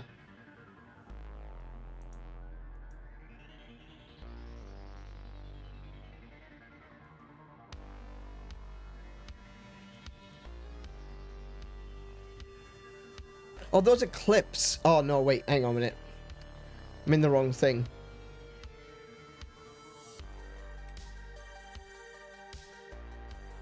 Oh.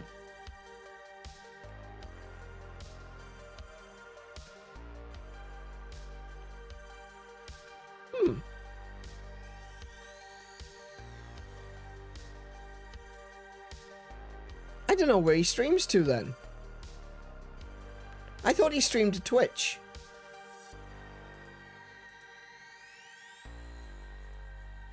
Hang on, let me...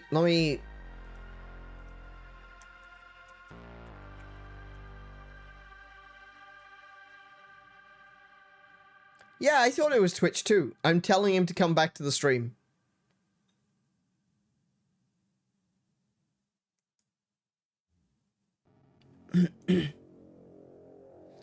I love... Do you know where do you want to know something? One of the reasons that I know that I don't want to sign up for Twitch ever again, and it's not just the political nonsense or the fact that Twitch is collapsing currently. It's the fact that I'm not even logged in, but I have 20 notifications on Twitch. That's how I know. I'm not logged in. I don't even have a Twitch account. And I've got 20 notifications. That's how I know. I never want to be a part of this platform again. Good lord.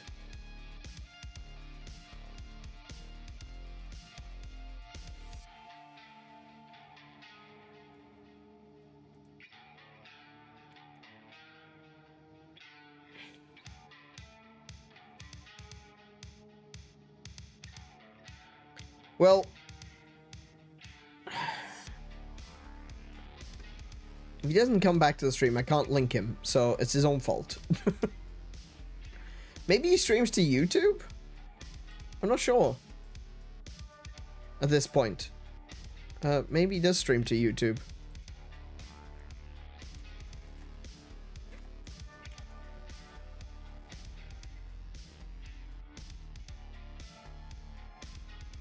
He doesn't archive his stuff? Oh, so it's just live? Okay.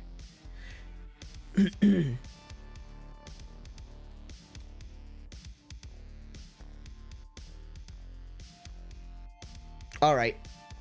Well, in that case, go to Max Horn, twitch.tv. So it's http://www.twitch.tv/Max Horn. That should be his link right there. Definitely check that out. On Sunday evening, roughly about the same time that my streams would normally start. He'll probably post a link in our Discord as well. So if you come along and join our Discord, there's a link in the description for that one. Or you can follow him on social media. He's got a link tree as well. I'll post the link tree too.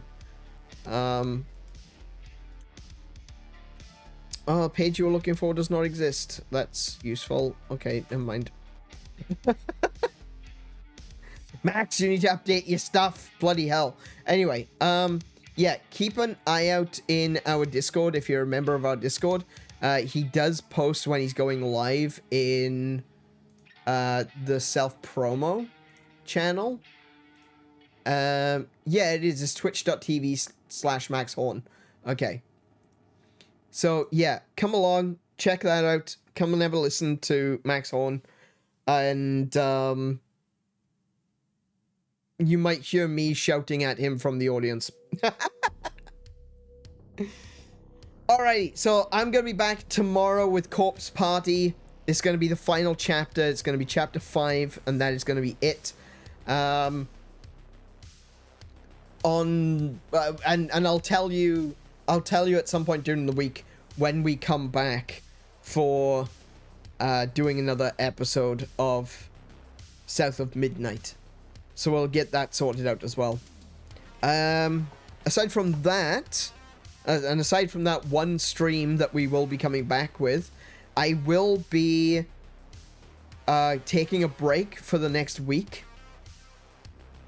I'm going to be doing a lot of work. I've got a lot of schedule, sorry, not schedule. I've got a lot of work to be done on overlays. I've got a lot of work to be done on going back through all of my streams and editing them so that they are ready. And what I mean by ready is I'm cutting off the beginning of the waiting period. And I'm cutting out any be right backs and any segments that I feel that didn't land very well. I'm taking those out to make it a more streamlined and positive experience all round. There's a few things I've clipped out of recent streams because I've just been feeling so out of it. And I'm setting that up so that I can be certain with myself that I am ready to activate monetization, because I don't want to give you guys anything but the best that I can offer. And I don't want you guys giving me money or, you know, buying a channel membership or anything like that if I don't feel like what I'm providing is worth it. So that is something that I'm going to be keeping up to date on. I'm going to be doing a bunch of new stuff in the posts, as well as some new forms of content such as long form videos and shorts, which will be coming in the future. So yeah, we're getting ready for it. It's gonna finally happen. We don't have 1,000 subscribers yet, which is obviously what we were aiming for the end of this year. But, you know, it didn't happen, or it hasn't happened yet. It could still happen. There's the possibility that we could randomly get like 175 or 185 people between now and the end of the year. I don't imagine that's going to happen, but I guess it is still possible. But we will be monetized as of January, or at very least my goal is to make sure that everything is properly edited and checked over so that we can be monetized in January. We'll see how it goes. If there's anything else, if there's something that that YouTube don't like, I'm gonna have to keep an eye out for it. But right now everything seems to be fine. I just need to, like I said, just do some of that editing just to make it so it's a better experience for everyone. And with all of that said, I think that's where we're going to finish off for this evening. Big thank you to everyone who has joined me tonight for this impromptu Peglin stream.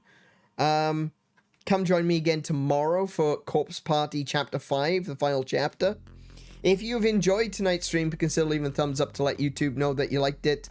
Or leave a thumbs down. YouTube don't care either way. And at the end of the stream, maybe consider chucking a couple of ideas my way. Are there any other games like Peglin that you might consider being a fun game, a silly game that we can play on the channel for days like these. I don't really have many games set aside that I can really do this with and just randomly start playing something. I guess we've got like the Atari games and stuff like that as well that we could play. But right now, right now I don't have anything set up to actually do that.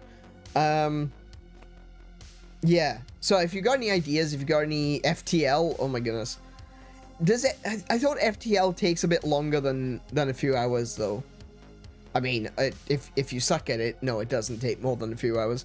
But I thought FTL was a bit longer. If not, I'll check it out. I think the other one I was thinking of as well is Oxygen Not Included. I think that's the other one, which is kind of like FTL. My longest run was 5 hours, but it's usually like 2. Oh, okay. Alright, well, yeah, I'll check out FTL in that case. Kind of depends on how slow I want to take it. Yeah. Okay. Yeah, so I'll check out some games like that. Let me know in the comments down below when the stream is over, or if you're in the VOD crew, you can post it right now. And I will see you all next time. If you're new here, subscribe as well. That's another thing. I'm not going to be doing anything over the next week, obviously, just talked about that. But I've got quite the backlog.